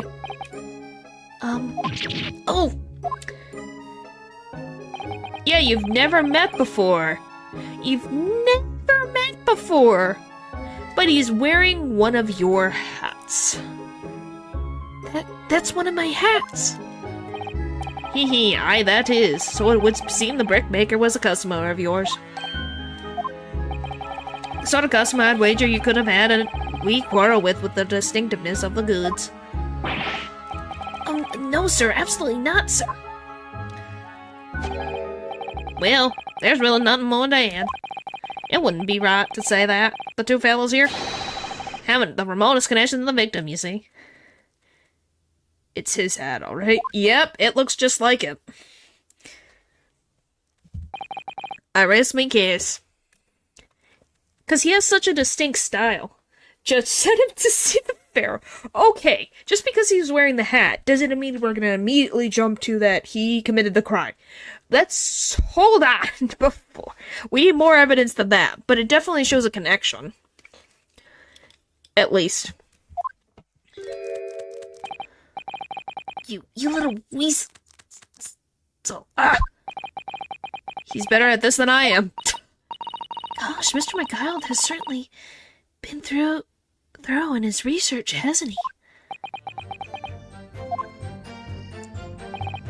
Please, don't let me, little interruption, hold up the proceedings. For having identified the millionaires responsible for the victim's hat. Wow, that was achievement. Guess his back to be... Hello, you came back to, the equivalent of Popeye. Happening right before your eyes. All of that for an achievement. Are you kidding me? Was that literally... Guiled is correct. Back to this nonsense. What am I looking at? A guy pretending to ride a horse. That doesn't exist. Yeah, for having identified the milliner's response for the victim's hat in episode 3 of the Great Ace Attorney Adventures. Only 50.6% of players have this achievement. Wow. Okay. No idea. Yeah, it's like... I think it's supposed to be a joke. Good try. That was a horse. Good try, I guess. Yeah, I think this is the joke. Because can't you hear, like, the noise that they would make, like, for horses? Okay, the skylight was shut. Are you quite certain about that? That skylight was shut the entire time? I'm going to lose my block with you in a minute. He's going to lose his rag with you in a minute. That's what he said. Take a look for yourself. Go on. Consider playing Illusion Carnival? I don't think I have ever heard of that before. I don't think I don't recognize that name at all. Let's see. Illusion Carnival game. Well, it looks interesting. Alasso wanders through a whimsical, eerie pop-up book like an amusement park, diving into filled stations, encountering new characters, fend off spirit erosion, and uncover the park's hidden secrets. The enchanting yet dark Illusion Carnival begins now.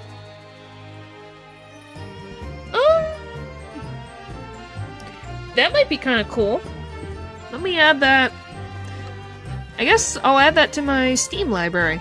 Thank you, Matthew, for telling me about this. I have never heard of this before.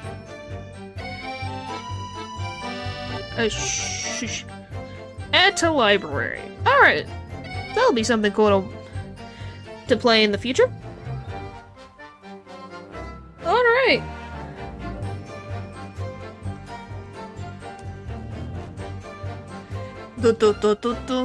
Alright. Boom, boom, boom, boom, boom, boom, boom, boom, boom. Because it's a free-to-play game, that's why I said it. Alright. You see, it's shut fast now, just like it was on the night. So it is, of course. And the fella... And a fellow the size of Mr. Mason could have likely broken through it still and all. What? Just looking at the side of the thing, you understand? Now you hold on there a minute, sir. The size of the Ting means nothing.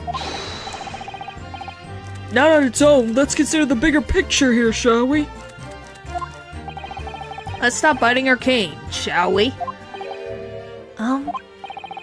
I was riding the omnibus on another occasion when, well, I broke wind loudly. I shocked myself with it as it happens. What is with all of the frickin' relations to the rear in this case? This is the second time we're bringing this up. Why? This is an unexpected confession, Mr. First. Oh, I just mean to say, well, the point is, I tried to open the skylight, you see. But, just my luck, I couldn't make it budge.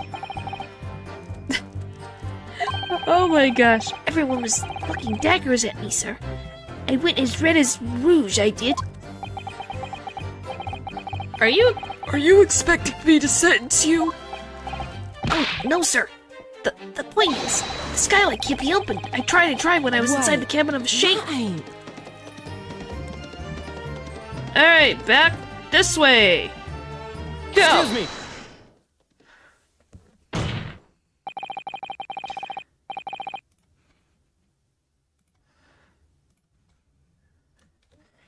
Do you have something to say about that, Miss Let's Trade? Miss Let's Trade. It opens. Hmm? The skylight. That is what we're talking about, right? Oh, why do you have to bring that back? All of them skylights open. Dead easy. More easy than you can load that weapon? It's a lie, I tell you. Otherwise, when I... My gosh.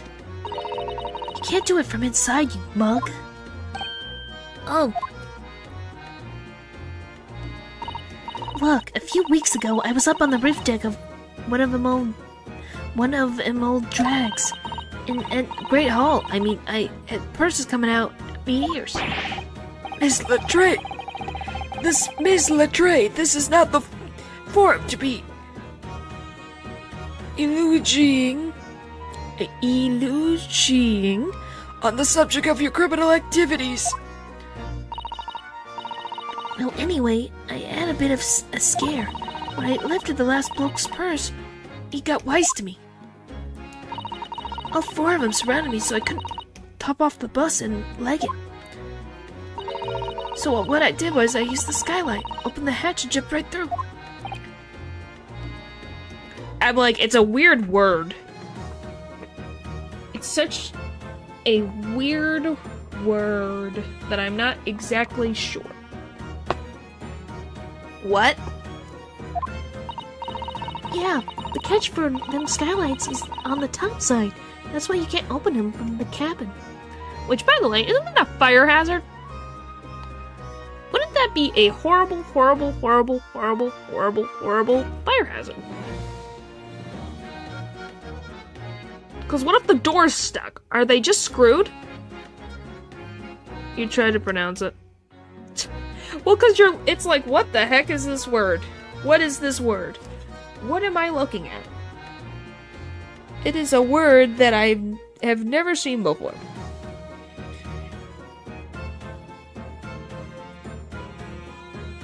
Like, golly. See, even you're having a hard time figuring it out, too, so, haha. Skylight opens from the roof deck? Bailiff! Climb up onto the roof of the omnibus at once and verify this witness's claims. It's true. Because there's the latch right there that you can pull open. See? Oh! Oh, my hat! See? No, I know that word. I'm just surprised you don't. How come you are? I don't know if I don't think I have ever encountered the word. Maybe I'm just not. Maybe I'm used to hearing the sound and not how it's spelled. I love that this is just what. Let me see. Yeah, I know about a eulogy. But what is...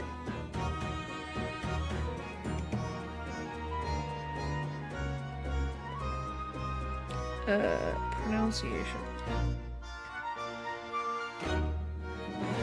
Why can't Google just give me the pronunciation? Golly.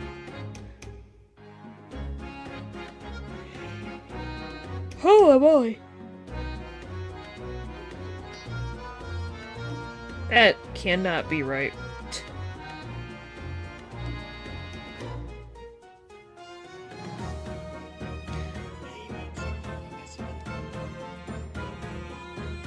Golly. And eulogizing. Well, I'm like, it looks like eulogy, so eulogizing? Miss Letray, this is not the forum to be eulogizing on the subject of your criminal activities. Huh. Weird. I'm just like, it looks like eulogy. The rest of it is like, how the heck do you say that all together? Order! Order! Order! Yeah, to make a eulogy or something. Point is, she was made. It's not a time for her to be praising herself. So it appears that the street girl's statement is quite true. I don't believe it. The skylight opens. And from the roof deck. Mr. Naruto, this could be the clue we've been looking for.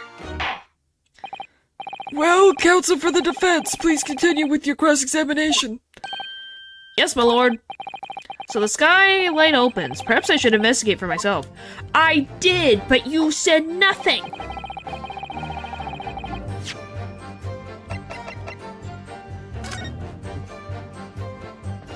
You said not a gosh darn thing. Sorry, I was too freaking good for the game. So the skylight was fastened shut before. Okay, hang on. Baby, give. There we go. But now the catch has been undone. We should be able to open it. Okay, can I like? You would certainly see inside the carriage through this opening, that's for sure. Yes, and there's a lamp. Okay, blah blah blah. Can I like? Oh wait, there's blood on it. So this is the roof deck of the omnibus. Oh, you must have a wonderful view of London streets from up here. So people sit all the way up here on bitter winter nights with cold air rushing past them, and they have to pay money to do so. I can't imagine how cold it must feel. That just made me think of something horrible. Can you imagine being dragged around the city in the freezing cold as punishment? Perhaps that is the real price you pay to stay out late. Okay. How do I... How about now?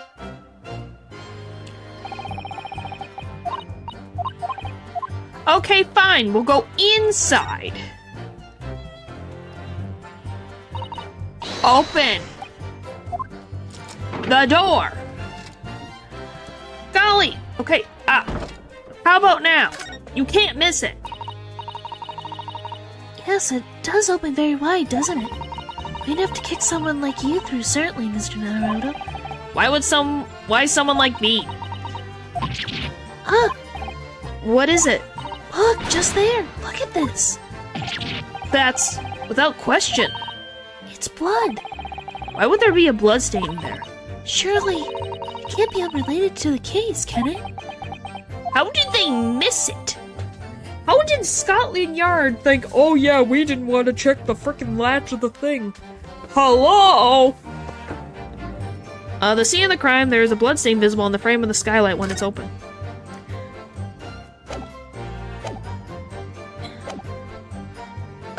if you should... Here's your proof, mother trucker.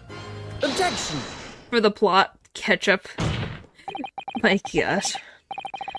On the night in question, the victim was... Oh, hang on. There we go. Was fatally stabbed in the stomach. And immediately afterwards, the victim's body was pushed through the skylight into the cabin below. Those are the facts, and the irrefutable proof remains clearly visible in the omnibus that stands before us today in this very courtroom. What? That's utterly humbug. Oh, you can't possibly have any evidence. No, you can't. I mean, you didn't do what I tell you. It's impossible. Irrefutable proof here in this courtroom. Counsel, Yes, my lord? I believe everyone would appreciate a little clarification here, Where exactly within the omnibus is this evidence to which you allude? You will point out what it is that proves the victims fell from the roof deck through the skylight.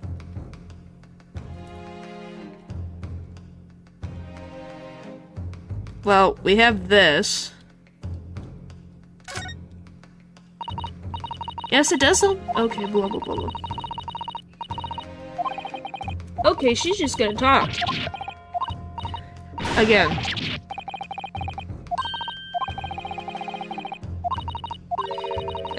It's an omnibus. It's not a regular bus. Got it. Got it. By Jupiter, is that blood? Aha! This bloodstain proves two things. Firstly, when the incident occurred, the skylight of the omnibus was open. What? And secondly, the victim was already bleeding when he fell through the opening. Oh my. And so it follows that Mr. McGill, who was inside the enclosed cabin himself at the time, cannot possibly be guilty of this crime. No! Order! Order!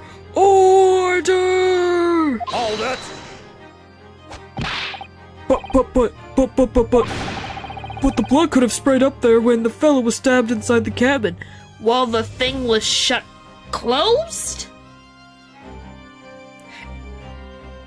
Or did you have the frickin' skylight open and look down being like, hello? Hello, Mason, how you doing, buddy? It only found its way to that one particular spot on the skylight? Sure, and that would be very convenient. And let's keep it in mind that the skylight catch can only be unfastened from the roof deck. I myself wouldn't be able to open now, would I? Yeah, it would have been all over the place. It would be so weird. Because it's only on the seat, the floor, and the skylight. It's been only in 3 places. But there's no way to know for certain, is there? If the jet really fell through the skylight, I mean. Why don't you have a good look at the floor of the cabin between the 2 seats, Mr. First? See? 'Tis all too plain, if you see. There's the aftermath that shows the poor fellow dropped from a fair height right there, so it is. What? No. But it can't be. It's all. Lies! My fellow jury members, I think we can all agree that this is clear proof of the defendant's innocence, can't we? I believe we can, yes, sir. It's clear to me now where the filthy rubbish can be found in this courtroom. So, they thought they could pull the wool over my eyes, did they?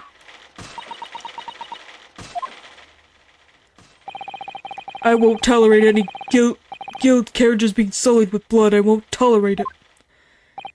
Oh, I always knew that nice gentleman who gave us that delightful park couldn't have done such a thing. You switch your mind so quickly, don't you, old lady? On 3 then, everyone. 1, 2. 3. Objection! Oh, what do you have now? You've been sitting so quietly. What do you have for me? Bring it on! A chilling performance, Mr. McGild. I guessed. Oh, and what would you be referring to there now, Lord Van Zykes? In this thing, apparently during the time period, that was completely allowed. For some reason. Just like how Van Zieks can have wine. Who the frick else? Because, Ryunosuke has a sword on his hip. So, anything kind of works, don't they? And, the guy in the blue outfit, he's got a flask. So, you know. Bloodstain on the frame of the skylight. Just be allowed on planes. Yeah. Such evidence is null and void. What? Why? For one extremely simple reason. That smear of blood never existed. What? What? Wait! Hold this! How? How would that happen? I ask thee, how did it never exist? I have many questions. If you're going to say, oh well, when we had the smoke inhabiting the whole place and then the thing got changed. It's like, what do you mean? What is happening? Objection! We proved that the victim was put through the skylight, and now Van Zieks says that this piece of blood on the skylight never existed. What are you talking about? It's all for there to see, and it's clearly blood. Objection! I personally attended Scotland Yard's investigation of the omnibus. The officers involved went over the carriage with a fine-tooth comb. Yeah, but you're the only one who saw it. Can I have the officers come in as witnesses to prove your point? I don't believe you. You've had too much freaking wine. So I can state with absolute certainty. Oh my gosh. No such smear of blood ever. No such smear of blood existed in the carriage. At least not until this trial began. Well, once again, isn't that a worrying of the prosecution not being able to keep their evidence clean?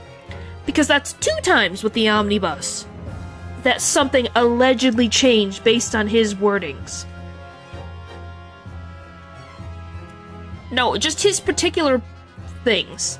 I don't mind him with some instances where he's right. He's just more annoying than Edgeworth. Edgeworth has a point most of the time. This feels like he's just saying things to say things. But Are you suggesting, Lord Van Zykes, that this stain of blood was... Fabricated, my lord, yes, and while this court has been in session. what? You have to say it's during when the whole court was covered in smoke. What a pebbler. I must say I didn't expect such crude reasoning from the prosecutor of your standing, Lord Van Zieks. But I'm Manus McGill, a fellow known for all over the capital for his fine contributions to public life. I don't take kindly to slander, and I'll fight it to the bitter end. Even if it's rolling off the tongue of the Reaper of the Bailey. Mr. McGill, I realize that this is your first appearance in court as the accused. Maybe. However, I'm well aware of your involvement behind the scenes in a great many affairs of dubious nature. Okay, but then you have to still prove that he did that dubious nature in this case. Just because it was previous behavior, it can only help you if you can prove that it happened. How can you say that he has done dubious behavior if you don't have proof it was him?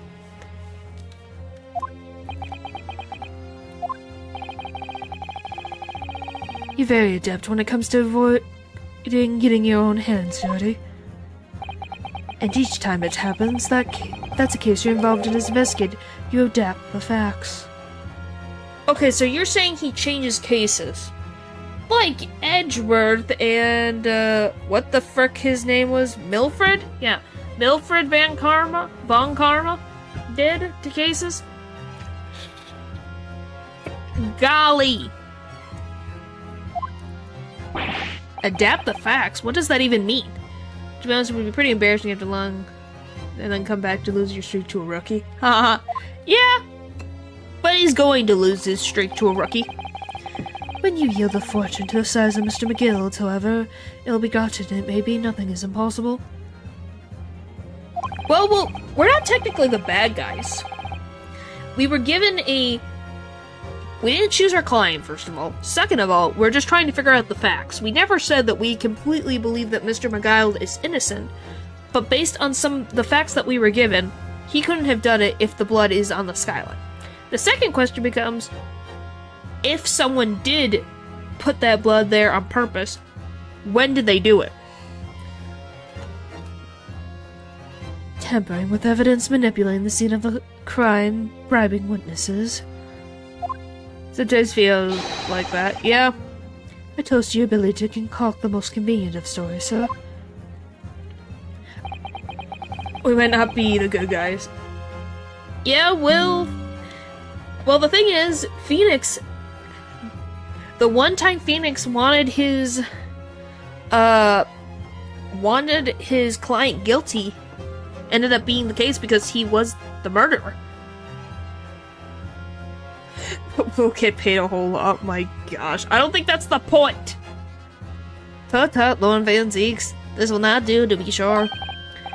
Will it now, Counsel? Huh? Oh, no. I think it's fair to say this does all sound like a rather far-fetched excuse by a desperate man. The blood on the skyline doesn't exist, you say. Being a lawyer. Well, it's to find the truth. The man who actually committed a crime.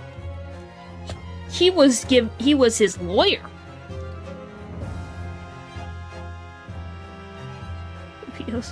Oh my gosh. Anyway, he was forced into a blackmail situation to become the murderer's attorney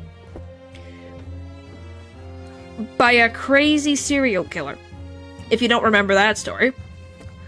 So, Phoenix didn't really get a choice. So, that's a whole thing. That whole story was literally because Maya was kidnapped. Like, that whole case was literally Phoenix had to defend him because Maya was the ransom. Like, that's a whole thing. But, if yous will cast your minds back, is it not true that the omnibus there had been in the courtroom the entire time? McGill as McGill, seeing it as an American. We learned of Gilda. She's definitely. What? I'm not even going to deal with you right now. Golly. Cinnamon roll, dude. Cinnamon roll, dude. Well, here's the thing. We just proved that he wasn't a murderer. But not his title as master. Yeah, that's a whole thing. Here's the thing. There's a very difference between a quote-unquote thief and a murderer. His name is Delight. Ron Delight. That's his name. Master Mouse is Ron Delight.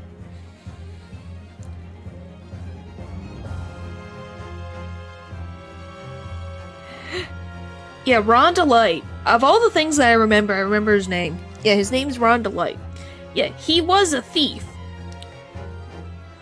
But his stuff was, like, the stuff that was, he stole was found. So, yeah. Delight deserved more than his... What do you mean? We're not even getting into... We're not getting into this right now. Ban the word. Maybe.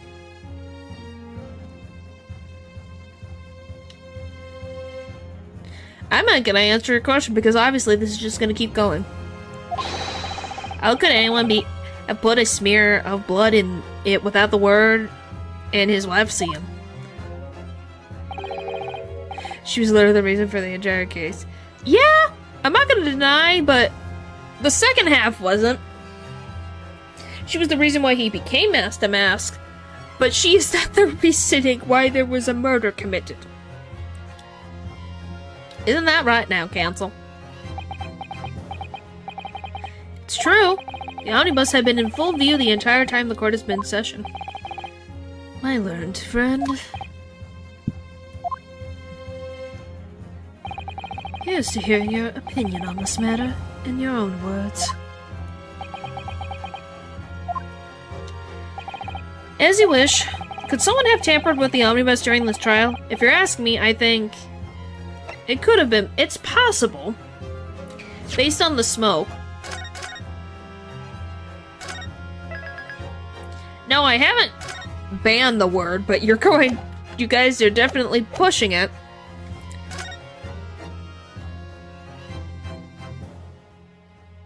Bum, bum, bum.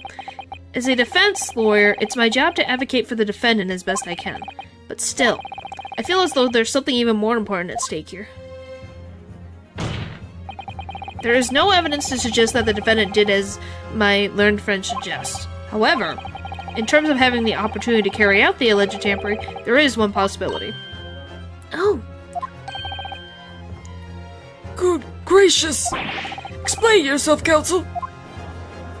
I never banned the word. I just said you guys were pushing it. There's a difference. Yes, there is. It seems my learned Nipponese friend has no intention of running from this deceit. Deceit! Oh my gosh. I am not Canadian. I'm sure everyone still remembers clearly the recess that we were forced to take. As a result of the smoke grenade fired by the witness currently in the stand, Miss Gina Letstrade. I don't know if I did. No, I have not. What happened in it? What's going on? Be careful, Mr. Naruto. Cover your face. Bailiff, don't let the accused escape. Secure the omnibus. Well, I'll probably have to check the trailer. I have not seen it. Call emergency recess, blah blah blah. The courtroom was filled with smoke, and everyone was thrown into confusion. Well, of course, because Honkai Impact 3rd and Honkai Star Rail are in the same universe, from my understanding. All of us were made to leave this chamber. In that brief interval, under the veil of smoke and in all the chaos, it could have been possible to steal it inside the omnibus. Here we go again! Into the hot coals we go. I took an NPC from him and used them as a word to go down the hill. Is no. They meant sneak. Probably. Are you wise? Yeah, that is the question. What are you trying to pull, you rotten, freckless gogger?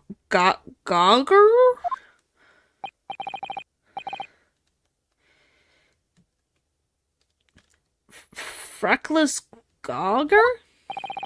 You're supposed to be defending me. 'Tis a wicked plot. 'Tis a plot to undermine me, so it is. Objection!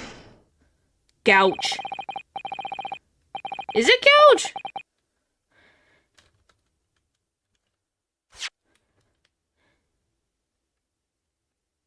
It's got an R. Gouger? My gosh. The R messed up how I looked at the word, okay? Whatever you think it is, it changes nothing. The facts are the same. After this courtroom was evacuated earlier as a result of the smoke grenade, a number of inconsistencies materialized in relation to the omnibus. Inconsistencies such as... To start with, the storage compartment underneath the rear passenger seat. When the police investigated the omnibus, this compartment was full of driver's items. Secondly, we have the smeared blood on the edge of the skylight. As I've said, this was not present at the start of the trial this morning. Unfortunately, Lord Van Seeks. Oh, there's 2 Himikos?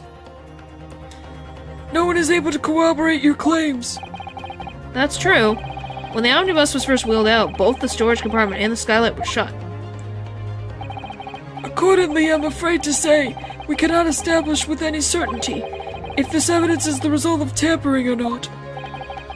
Indeed, my lord. No doubt there was not a single person who saw fit to verify such things. Oh, that's just kind of funny. What do you think? Sorry? About the omnibus. Is there anything else unusual about the omnibus? Maybe? Probably? Who knows? It just keeps mispronouncing ways to boost it. What do you mean? It's not on purpose! Golly, I have an inkling. Yeah. Yeah, it's not great. Yes, counsel? There is one further inconsistency. A mark that surely could not have been present at the start of the trial. What? What in the devil's name are you going to say now? If you dare to betray me, you little maggot, you'd better start watching ye back. Objection! Silence, Miguel. Court awaits the defense's clarification. Grr. This trial keeps swinging one way and then the other. I have no idea what's the truth and what's deception. And something bigger is going on isn't worth it. Golly. What am I supposed to believe here? I shall have to ask you to elaborate, counsel. Where exactly is this alleged mark that you claim appeared at some point during the trial? I don't know. I will figure it out.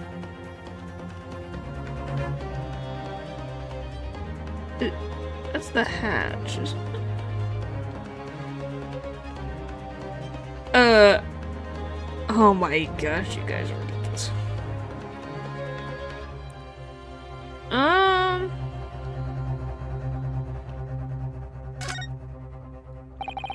That's blood that's soaking to the seat. The victim's obviously yes, and that seat would clearly be visible from the roof deck. That way, full view, blah blah blah. So this we've heard before.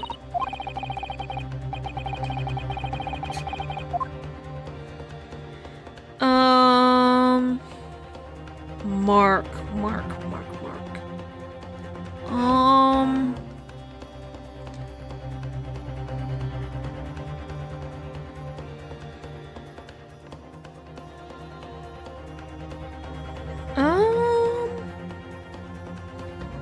I don't know. There's nothing on the door.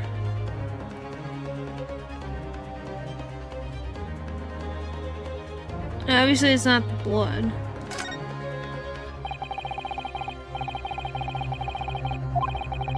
Hey, if you had the whoop jam, great. No one is safe. What do you mean?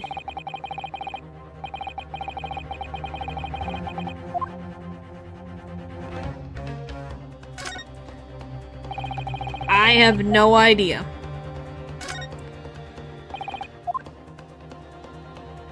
So it's not in there.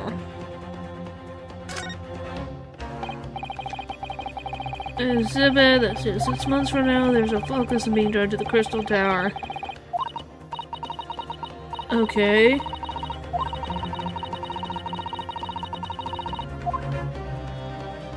So that's that.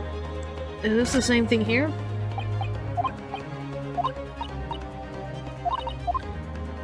That's the same.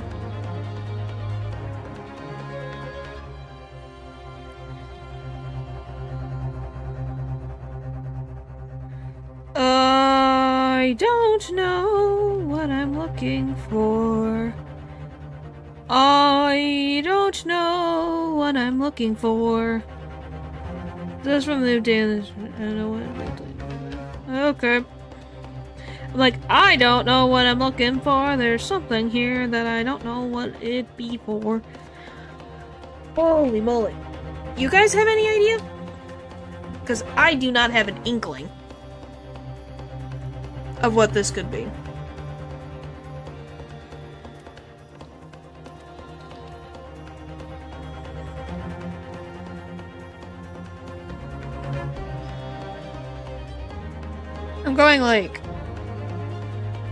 I'm like, it's gotta be something. I don't know where, because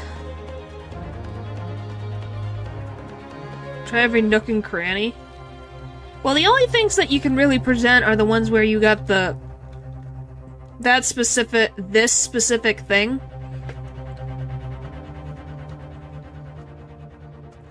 Oh.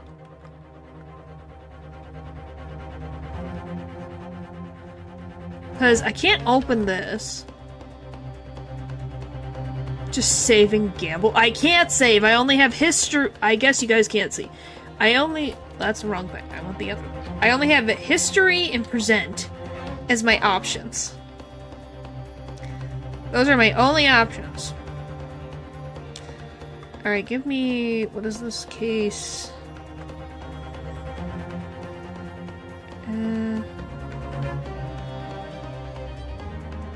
I saved a little bit further away.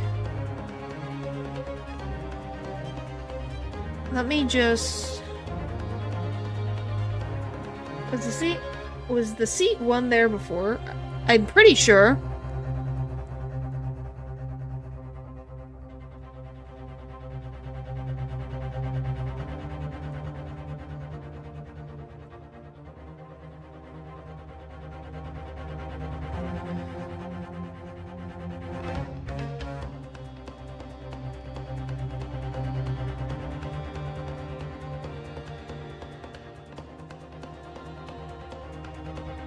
Huh.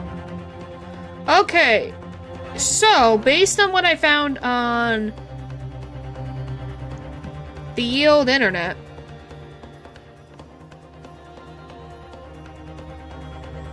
it's this. Got it! It's not the skylight one. That was the one we already did before. If we consider the victim fell through the skylight onto the floor of the cabin, you would certainly expect to find signs of blood where he landed. But as far as I recall, this bloodstain on the cabin floor was not there when the omnibus was first brought into the courtroom. Good lord!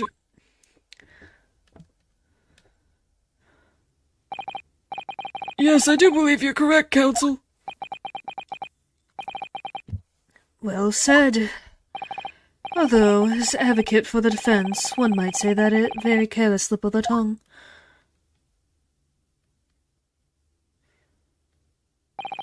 I believe that bloodstain on the floor is a decisive piece of evidence. But if the question is whether that evidence is genuine, or whether it was unlawfully fabricated by someone, I feel compelled to admit that there's at least a possibility that the evidence is fake. Doo-doo! Doo-doo! Doo-doo!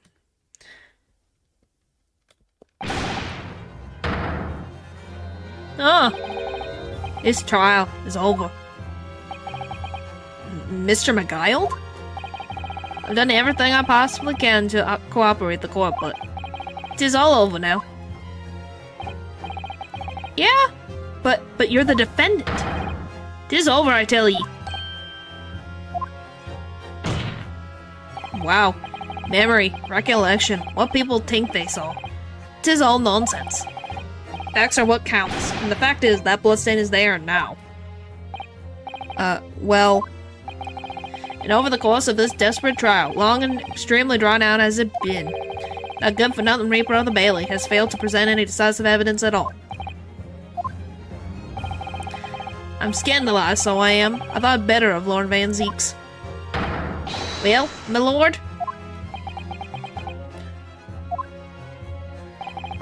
I must concur with the defendant. The unaffirmed recollections of an individual cannot stand as evidence. At this moment in time, the particular bloodstain in question is very much in existence, and in the absence of any credible method by which to prove its alleged previous non-existence, I regret to say that it would be improper for this trial to continue. Your lordship can't be serious. Lord Van Zeeks, what is your position? Prosecution, my lord, has no further witnesses or evidence to present. Very well. In that case, as I believe he explored every possible avenue in this matter, I shall proceed to my education. As formality, I am of course obliged to confirm with the defense first. What formality? As things stand at the moment, it would seem that Mr. McGill will be found not guilty, Yes? which would mean we've won. Is that really the right outcome here? Is it really alright for the trial to come to an end now, with all that unexpected inconsistencies? Counsel for the defense, your closing statement, please.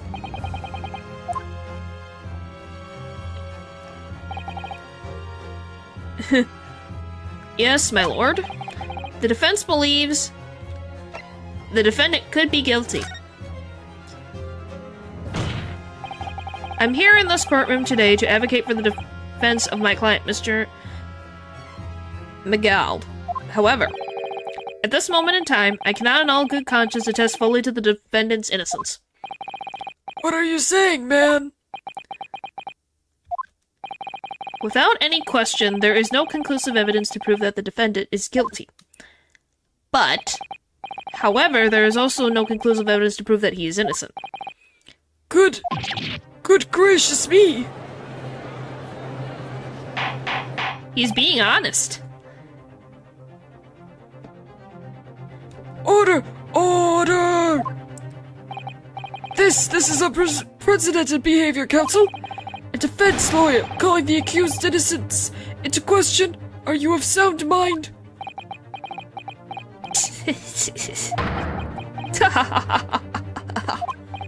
Oh, 'twas a grand decision to appoint you as my lawyer, so it was. Grand decision.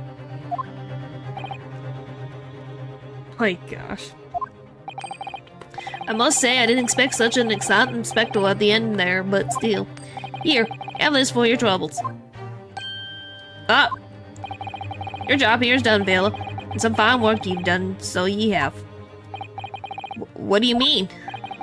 'Tis just as the right honorable gentleman so succinctly put it afore. The trial can't go on anymore. And your closing statement there was, how do you put it now? Nothing more than a formality. He really is Jekyll and Hyde.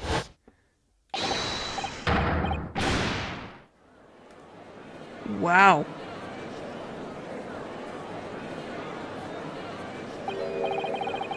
I don't know what to make of all this. Was the evidence we've seen genuine, or was it fake? His lordship would be fuming. Any unsightly rubbish should be disposed of promptly, as I said. The stick and rich are always guilty of something, you mark my words. I feel terribly ashamed that I ever doubted that lovely man who gave us the lovely park. Oh boy. Yeah, probably. I was very confused on what you were talking about. Golly. Now that the proceedings have unfolded in this way, I am compelled to declare a premature end to this trial. Furthermore, the court must accept the defendant's plea.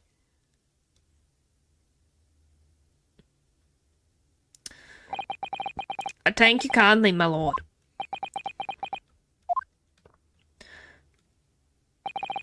I hereby pronounce the verdict of this court. But we still haven't determined if the blood stain in the omnibus is genuine or not. We don't know if these witnesses are telling the truth or a pack of lies. Yeah, he tank. It's because he's got an accent, so some letters don't exist when he talks. We have no idea about the truth. Lord Van Seeks. My lord? The case made by the prosecution was flawed, plain and simple. If indeed the omnibus presented as evidence was tampered with, the prosecution is at fault for allowing such a disgraceful perversion of justice to take place. He is right. My sincerest apologies, my lord. Objection! But wait! When we were evacuated from the court, Lord Van Zeeks ordered the evidence to be secured. I'm afraid the prosecution cannot shun responsibility in this matter. That's so unfair. The culpability of the defendant has not at the present time has been established by this court. Consequently, the jury will not be required to proffer judgment. What? Huh? Well, Lord Van Zeeks, it's been a pleasure, so it has. As for you, my dear fella, I couldn't have asked for a better defense. Do you mean to tell me all this has been a grand waste of time? Yep. Yes, sirree, Bob. Just like the last case, I guess we're wasting time. My favorite. 'Tis the law of the land, my good man. Well, it was a test to begin with, but this is a real case in the world, so I don't know. If you'd like to pursue this matter further, we can always go ahead and try to change the law. I want to see this particular law. Magnus McGold. Good grief, you have more to say than me, have ye? Just one thing, a warning. Yep. This is far from over. Well, something be looking forward to then. I hereby pronounce the defendant, Mr. Magnus McGild. Not guilty. Yay? Huh? And unfortunately, the man keeps his win streak. Technically, yes. I can't believe it. This is an outrage. They should have examined the evidence. What are you talking about? The man's been cleared. He's innocent. Golly.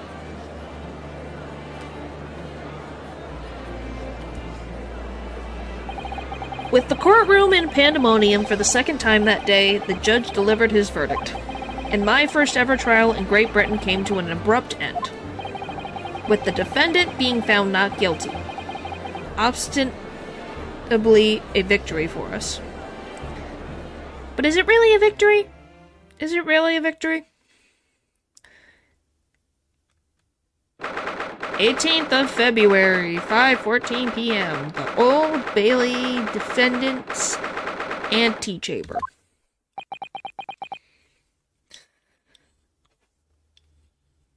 Yep, makes sense. That certainly was a long trial.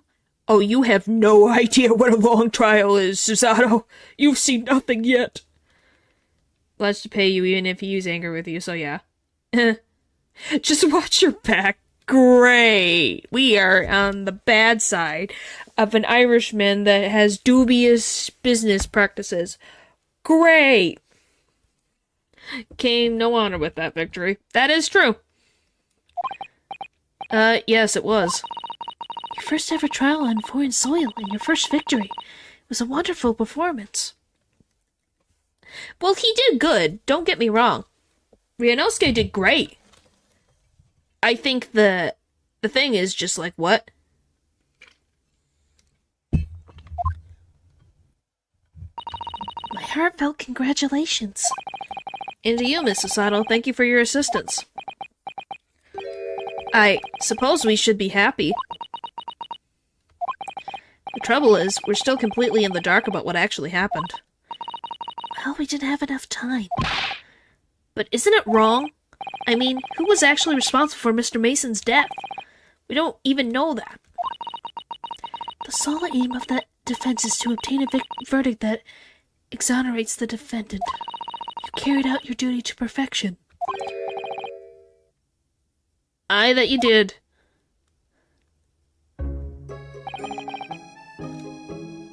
Oh, you are here. You don't look like you're going to come after me. I guess. Holy moly. Mr. McGill. And the girl's with him too. Well, it seems stories are true. Oh, what stories? About the 7 enormous fireworks they do be letting off when there's a verdict of not guilty. I'm sure yous must have seen them now. Spectacular, wouldn't you say? Yes, definitely. I heard it was a sight to behold, and to be sure it was. Not views to thank, I suppose, for having an opportunity to see it. I don't know how to feel about this man. I really did hit the nail on the head with Jekyll and Hyde. Oh, I don't know about that. I'm not sure I really did anything. What on earth are you saying, fella? How did I walk out of there a free man then? I don't think it was so much thanks to me as down to your planning. You're a straight talking fella, aren't ye? Watch your back, yeah. I must say, ye had me astray in the head there once or twice. But you're young and headstrong. And 'tis water under the bridge. That quickly? I don't trust you. Are you kidding me? Congratulations, Mr. McGill, on having your name cleared. But nothing's resolved. There's only one thing that matters to me. Oh? They've all seen that I didn't do that odious and obstinate deed. A mustache man. This one. Male Strongheart.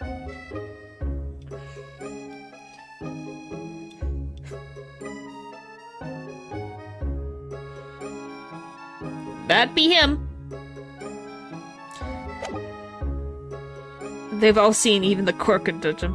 I'm sure if no one wanted to defend him, not because Mr. Z's, but McGill himself. Possibly!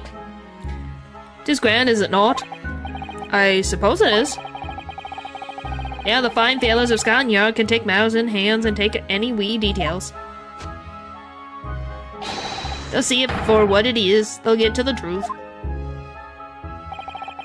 I've absolute faith in them, so I have. After all, I do be providing a good number of their wages with all the taxes I pay. Wow, that jury number 3 was right. The rich guy did actually pay off Scotland Yard. Oh my gosh, you're admitting it to your lawyer. Had the 2 on the roof do it after all he knew them and one of them owed him a debt. That is possible too. Since they did say he doesn't like getting his hands dirty. It's not that funny. So then, as we agreed beforehand, 1,000 guineas per your troubles, fella. Oh, no, I couldn't possibly accept that much. R.B. Whistle, you're humble people, are you? You from the East? Well, if you insist. But have this, still and all, you deserve a reward. Pun last name, you know. Of course it is! All these names are puns! Mr. Magnus McGill. Everything is ready, sir, if you'd like to follow me into the courtroom. Into the courtroom? What's this, officer? Too sooner than I'd led to believe. Hope it's not inconvenient, sir. There were some changes to the schedule. Well, must be taking tracks now. It's time for the inspection. Sorry? What inspection? They're going to examine the omnibus again, so I'm told. I asked if I could be present for it myself.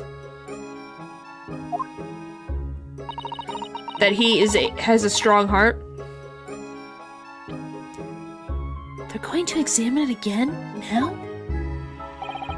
Naturally, I'm under no obligation to talk part in any of this matter now.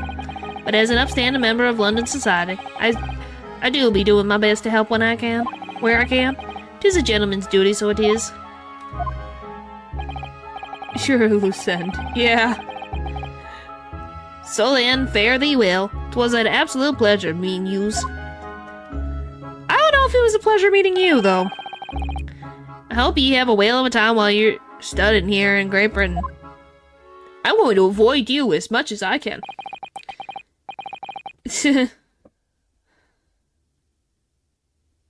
Yeah, I guess she expected you to get that. Well, it's literally strong heart.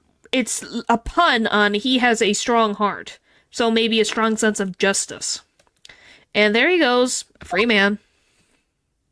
For now. Oh, I forgot she was here too. Really?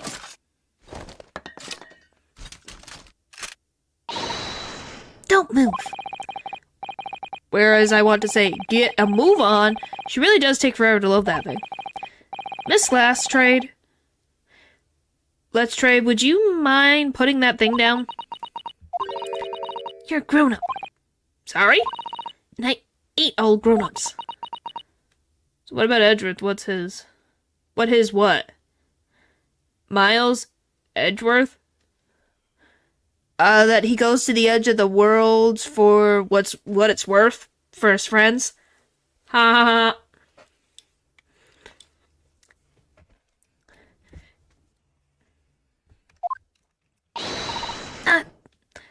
There you are. There you are. Naughty, running off like that. Is this some kind of picnic? Who is this little girl now? I'm taking that with you as well? I was looking forward to the trial run of my experimental smoke grenade launcher. Huh. Oh my gosh, it's worse. I didn't know who it was until she appeared. Oh, do you want to play? You won't beat me. Grr. Excuse me, but who are you? Oh, good day to you. I'm, well, the inventor, I suppose, of that machine. The inventor? Well, normal smoke grenades are so dull, don't you agree? White, and more white. If you have to be shrouded in smoke, it could at least be a pretty color, I thought to myself. Well, she's a genius. Do we have to be shrouded in smoke, though? At all? I just took my hands off it for a moment whilst I was changing onto a different omnibus and she pinched it. Luckily, I fitted it with a telegraphic beacon. Hey, what's it? What? I have no idea what this girl's talking about. Anyway, you're coming with me now. Back to my laboratory. What for? To apologize, of course, silly, to my technician. Air made of radioactive material. I don't know. What, you mean, say sorry? You must say sorry when you've done something wrong. Surely an adult has told you that before. An adult? I don't listen to no adults. Come on, follow me. Fine, have it your way. Oh, good. You see, I knew you'd want to do the right thing in the end. Well, you're showing a bazooka to her. I don't know if that's really of her own volition.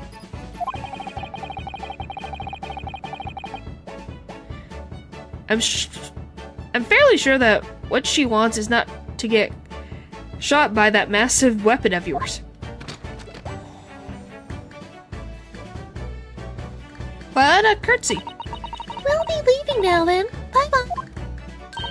I'm so sorry for all the fuss. She was a lively one. Holy moly. Well, do you think perhaps we ought to be on our way to now, too? Yes, you're right, but we're too. Oh. We haven't had time to find a place to stay. No sooner had we arrived in London than we had to rush here. It's for less time. Oh my gosh. All our traveling cases are still with the bailiff. I was originally planning to spend today in search of lodgings. But at this late hour in the day, I'm afraid we may be out of luck. Bother the Chief Justice. Don't worry, though. I have a plan. If the worst comes to worst, I've heard of a lovely park where we could spend the night. You are ever the optimist, Sasato. Please tell me you're not thinking of McGild Park. I know it'd be a little chilly at this time of year, but our youthfulness will see us through. I'm not so sure about that. I think a midwinter London night will freeze a young person's solid just as easily as an elderly one. Oh dear, that doesn't sound agreeable. Now I'm starting to regret turning Mr. McGill down. That 1,000 guineas would have paid for a lovely warm room, or a mansion. Yep, she is definitely Maya's equivalent. I don't know, I think she was just saying like, oh, we'll survive in the park for the night. And so, the trial to determine my worthiness for the study tour was over by the end of our first day in London. However, as we were soon to learn, there were more trying times ahead, just as the Reaper of the Bailey had warned. The case was far from over. Their first date. In a cold park. Oh! Cutscene! What's going on? Get the fire brigade! Oh, speaking of fire... What the? How did this happen? I don't know, sir. By the time I got here, it was already engulfed. No one was supposed to be allowed in here before we started investigating. What the frick? Who put it on fire? I don't even know if McGild had it. McGild. No. Oh, good God. Is someone inside the frickin' thing? Someone in there. Hi, Judge. It's never over, little. You know your time. He's gonna face plenty of bullcrap. Yep. You're not gonna talk? Just gonna stand there? No one's gonna open the door? It's Santa. He does look like Santa. And it says, are we sure? Are we sure? Complaining episode 3. It's not Nick. Nick doesn't exist yet. The Adventure of the Clouded Kokoro. Heart? Up to his name, he didn't seem surprised. I don't know. Or is that the name of something else? Because Kokoro is heart. I begin to think, Wilson, said Sholmes. Sholmes. Turning his head languidly in my direction. Sholmes. Huh. That there is more to this case than that which we have observed. That's fine. Sholmes. Indeed, that there may be another part to this story that we are yet to discover. Huh. What do you His have to eyes say, wandered, Wilson? following the steam rising from his cup of herbal tea. Yes, that's Watson. Leading him to the distant memory of that snowy evening. Oh boy, another To the young snowy lady evening? collapsed on the pavement along Briar Road, and to the knife in her back. What the frick? What is with the knives? Lit in the soft glow of gas lamps, a most extraordinary scene had been set. Is this extraordinary? And under the cover of a light fog, the curtain had risen silently on the insoluble mystery of our invisible killer. Invisible? We're doing an Invisible Man case? 19th of February, 9:47 a.m., British Supreme Court, Lord Chief Justice's office. Did you sleep last night, Mr. Naruto? No, not at all. It was an enormous hotel, wasn't it? The rooms are so luxurious. It felt like we were staying in a palace. It's the only weapons they've got. I think they have more than that. Oh my gosh. And with all the gas lights twinkling, it was brighter than a day, even in the middle of the night. What about the enormous beds? After my time on the SS Bureau, I wasn't going to waste a single inch of that space. I spent the entire night rolling from one side of the mattress to the other. Oh yes, it was really the sort of night you can only dream of normally. Except, when I learned that we owed 3 pounds for the rooms, that dream quickly turned into a nightmare. Oops. Sorry about that. The building was so impressive and the entrance was so inviting I just wandered in without thinking. In a lodging house in Japan, the somebody would have put a roof over your head for a whole year. I did try, but Freddy couldn't help my tears when they were presented with the bill. Ugh, I really am sorry. Well, never mind. Must find some more affordable lodging straight away, though. If we're not careful, our entire stipend will be used up in 10 days or less. Wow. Ugh, London is a scary place. Oh, good morning to you this early hour. Oh, yes, well. Good morning to you, Lord Chief Justice. We've come to report on the outcome of the trial at the Old Bailey yesterday. Sato-san is amazing. She doesn't bat an eyelid, even in the presence of the imposing Lord Strongheart. Yes, I believe you have a very comprehensive initiation into British courtroom practices. Oh, yes, it was very eye-opening. Thank you. And in accordance with your instructions, Lord Strongheart. But you ruined it by doing your job. Yep. Mr. Naruto performed his duty to the end. Yes, I've already been appraised of events. You conducted a remarkable defense. You may consider the test passed. Oh! No longer are you a student from the Empire of Japan. You may henceforth claim to be a fully fledged lawyer. My country is delighted to welcome young talent from such a remote eastern land. Thank you very much. So, I'm a lawyer now. Now, in view of your new appointment, I have a fresh case in mind for you. I'd like you to take it on at once. I trust that that won't be a problem. Another case? Already? Nothing trains a lawyer better than practical experience. I'm sure. I don't sense satisfaction, do I? Wait, was the cop telling Magnus about the fire? No. Earlier it was to just... if he wanted to be in attendance when they were searching... when they were re-investigating the omnibus. But that is also a possibility, too. That it might be about the fire happened, because we didn't see Magnus. It's just that yesterday's trial ended unusually. I haven't quite come to terms with it. What's to come to terms with? The man was cleared. What more were you hoping for? An answer? I do wonder. That is a good question. I really like the backgrounds, bookshelves, armors, and machinery. Yep, it's his whole motif. I'm not reading this again.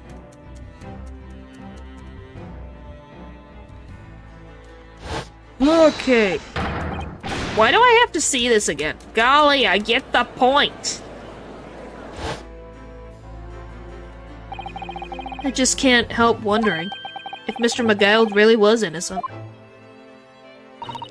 Mr. Naruto. It's just that I never managed to assert that the truth, and then the trial ended. Well, you need not let it trouble you for a second longer. Sorry? What do you mean, Lord Strongheart? Magnus McGill. What? He was the one inside the carriage? Oh my god. What? This really is a twist. Magnus McGill passed away immediately following the trial. No. What? Mr. McGill is dead?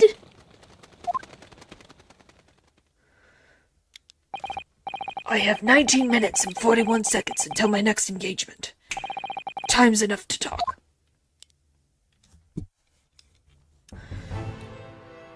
I'm like, what? Huh? So that becomes the question then. So he's dead.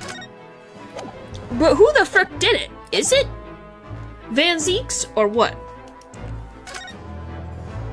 McGill's death. I don't understand what happened. How can he be dead? After the trial concluded yesterday, there was a great commotion in the Old Bailey. As you presumably recall, an omnibus had been wheeled into the courtroom. Yes, of course, that was the scene of the crime which Mr. McGill had been accused of. Precisely. Well, while the bailiff's attention was diverted by some other matter, the omnibus went up in flames.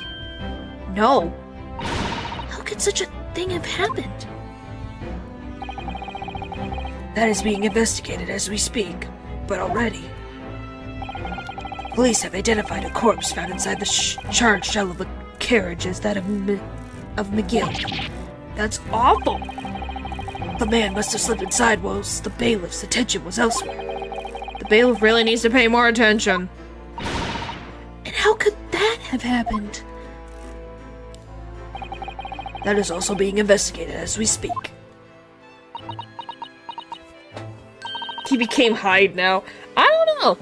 It is a good question. Did he fake his death, or is this actually him?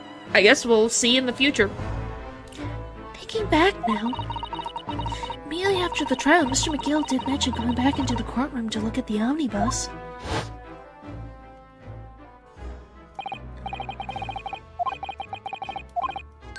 Yeah, he did say that. How the frick is this? Why is this bailiff so bad at its job? Yeah, he doesn't really need to fake his own death because he's free, so the fact is that he probably was murdered. By who? I don't know. He has a lot of enemies at this point. Not to my knowledge, I don't believe Scotland Yard had any intention of re-examining the carriage. But then who was Mr. McGill talking about? Never mind that. Now the Yard is making a thorough investigation. That's what happened in the old story. Huh. This matter is no longer any concern of yours. Leave it to the police. Poor Mr. McGill. British court. He won't be seeking revenge. Yeah, but just because he's dead doesn't mean we were his lawyer that made him not guilty. So doesn't that mean what we're gonna be chased after? Who went after him is now gonna go after us because we made him not guilty. So how did you find your first taste of our country's Supreme Court? Oh, well, I don't know. I mean, it was, wow. Mr. Naruto means that the whole experience was steeped in the solemnity of Great Britain's long history. It's really a world apart from our own judicial system in Japan, which is only a few short decades old. Well, Susato-san has such a way with words. And you seem to have a way of failing to find the right ones. The judicial system here is the most advanced in the world. But all you can. The most advanced in the world, is it? It was fortunate that your very first trial was a simple affair. That was a simple affair, was it now? Made in the end, questioning his innocence should protect you from the villain. Since you tried your best to expose the truth. Maybe! Hopefully! Simple? That was simple? As I believe I mentioned yesterday morning, it was a trial you couldn't lose. I don't mean to be contrary, Lord Strongheart, but the case was anything but simple. The circumstances of the case were so incriminating I was stunned when I first heard them. In fact, I'm still finding it hard to believe that we managed to get a favorable verdict. Cool superpower, remember? Huh. Yeah, I guess. But we don't know. We have no idea. Is something funny? No, my apologies. However, the fact is that you did receive the not guilty verdict you set out to achieve. And that can only be attributed to the exceptional talent, wouldn't you agree? Well, I don't know about that. He's very modest. Well, never mind. You exceed my expectations, I freely admit. That much, at least, is an undeniable truth. Which is precisely why I prepared a new case for you that I mentioned before. What's going on? What was he going to say before? Alright, let's see the new case, and then we're gonna end for the night. Could you perhaps give us some more details about the new case you mentioned? Don't tell me. It's a murder, and the trial starts in 10 minutes. Don't worry, it's not something so alarming or quite so urgent as your last assignment. In fact, this case is completely different. Oh, I see. Did he just read my mind? That is to say, no one has died. As yet. Huh? What does that mean? And the trial will not be today. There's plenty of time to research the case thoroughly. 23 hours, 43 minutes, and 19 seconds to be precise. Huh, so the trial's tomorrow then. Is everything alright? Oh, yes. I'm just a little confused, that's all. Yesterday's trial was... well, it left me wondering if I'm really cut out for being a lawyer. Oh, Mr. Naruto. I don't know if I could face standing in that courtroom again after Mr. McGilld's trial. Ah, yes, I nearly forgot. There is one similarity with yesterday's case. Once again, there is currently no one to advocate for the defense. Oh, The situation remains unchanged. The trial will start tomorrow with the defendant unrepresented. oh, that went so well for us last time. And if that happens, I need not remind you of the inevitable outcome. The most terrible end awaits the defendant. His first police force was a London-wide protection racket. Huh. Yes, that's right. Ugh, here we go again. Tell me about this case, you mother trucker. Your time is up. You have to excuse me. I would advise you to begin making preparations for tomorrow's trial. After all, the clock is ever ticking. Like, behind you, right now? There is now but 23 hours, 26 minutes, and 39 seconds until the court sits. Last time he mentioned the 23 hours, he said there was plenty of time. And one more thing. Mr. Naruto, there is something I should like to ask you. Oh, what's that? Yesterday, you remarked upon something. That you intend to see through the will of your late compatriot, Mr. Asugoi.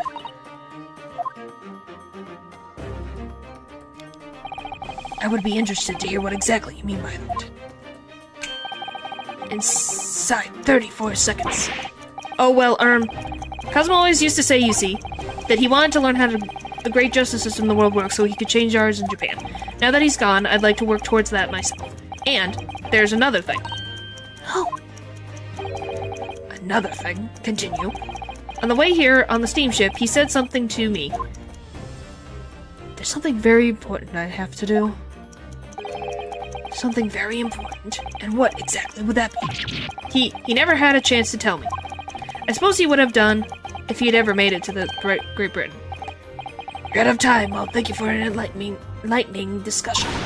Mr. Naruto, what was all this about? Mr. Asugoi never mentioned any of that sort to me. I urge you both to focus your attention on the matter at hand. I've taken the liberty of summoning the police inspector in charge of the case. He'll be able to apprise you of the details. How long has he been there? So I wish you the best of luck, and bid you farewell. I'm wondering if this is going to connect to the carriage on fire. There's something very important that I have to do. Kazuma-sama, what did you mean? Wish I knew, but honestly, he never told me. Anyway, we better talk to the detective, don't you think? Yes, you're right. I hope I'm just imagining it, but I wouldn't say he looks pleased to see us at all.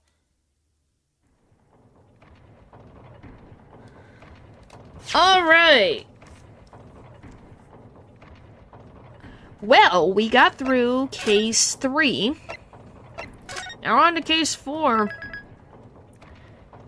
see how we get from there. So, I'm glad that we finished case 3. I didn't expect to get through it. Well, I'm glad. We went through a lot.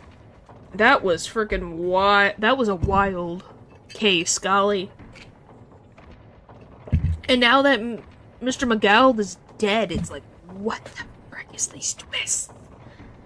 Anyway, next time will be Tuesday, and we will be doing Zenless Zone 0. That is 100% confirmed.